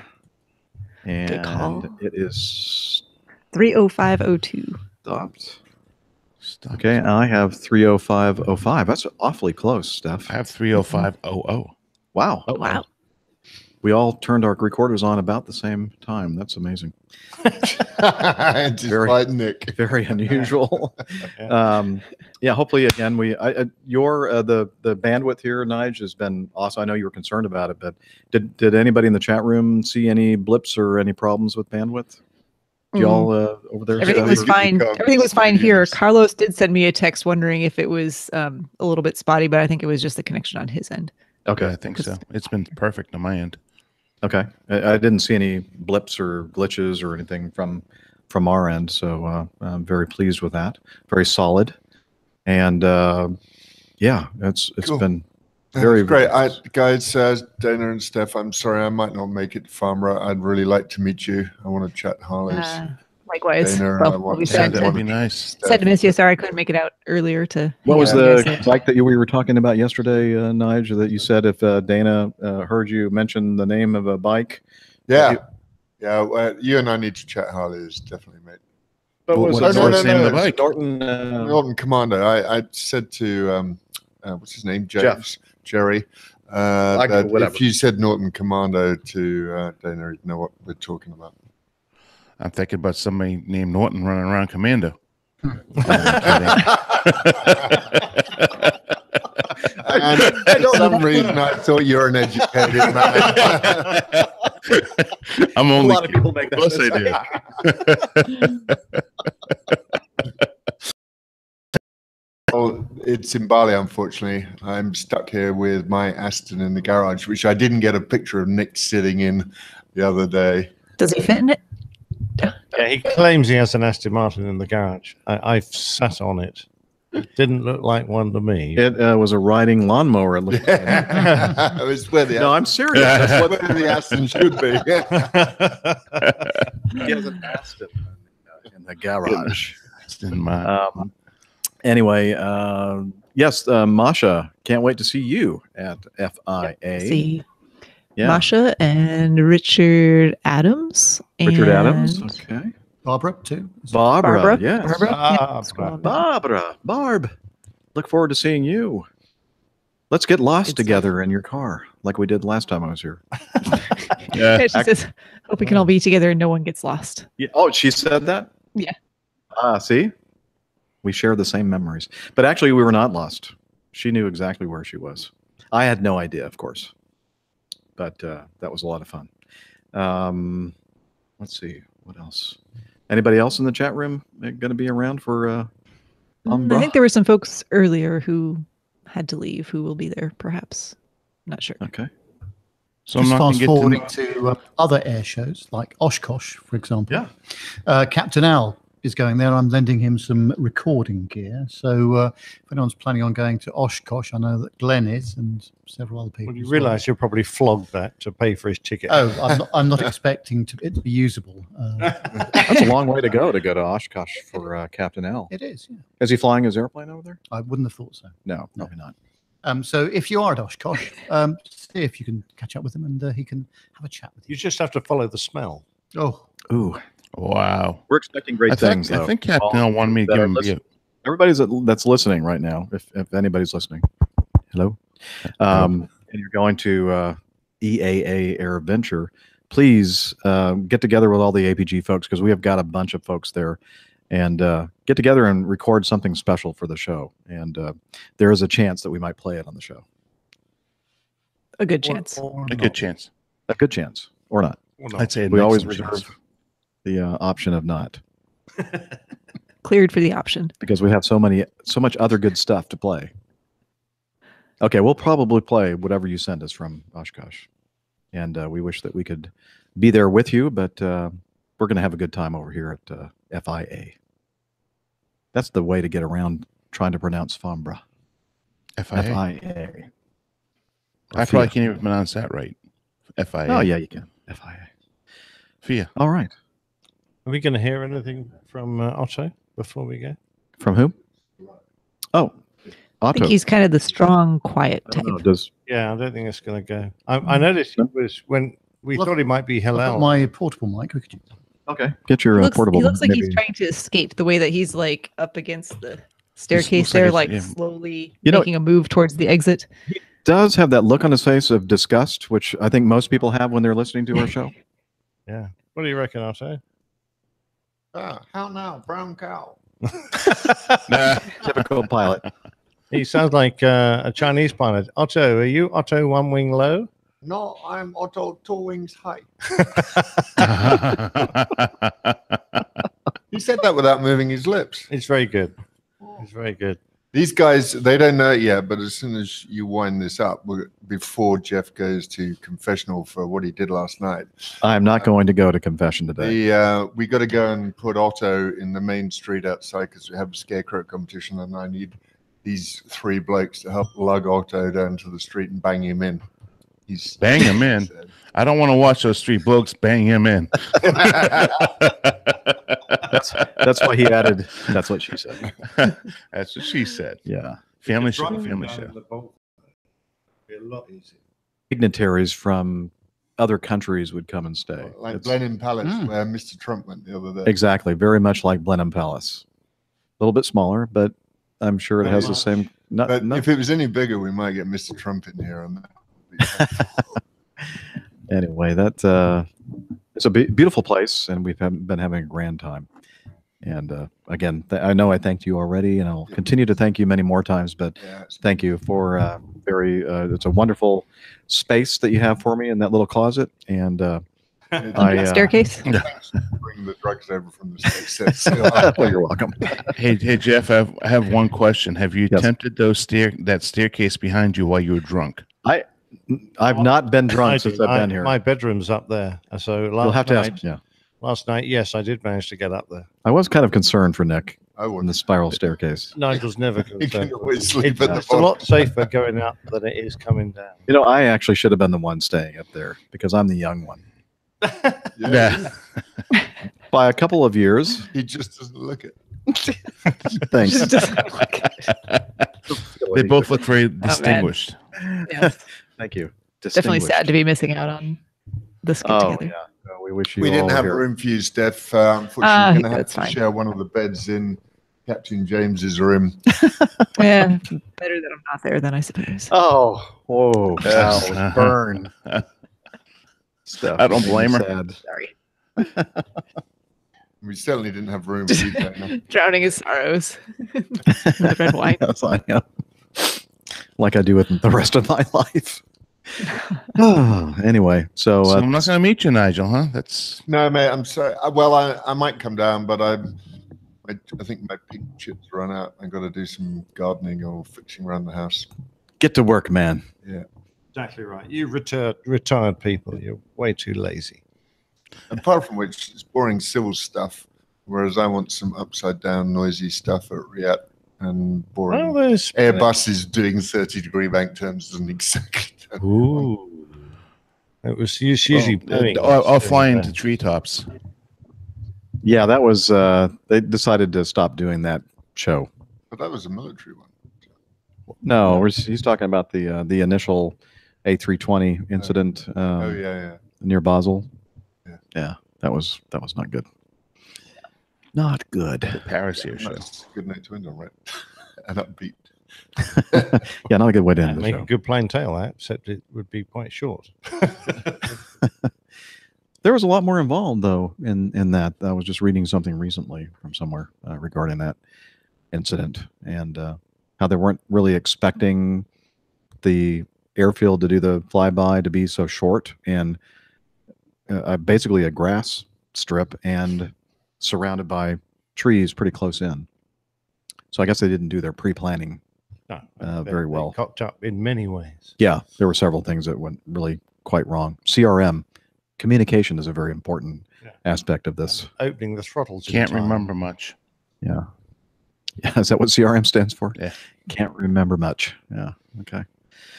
Anyway, thanks everybody for joining us today on the live show. And again, just a reminder, we're probably planning on what day we're going to do the 333 next Friday. Yeah, Friday. Okay.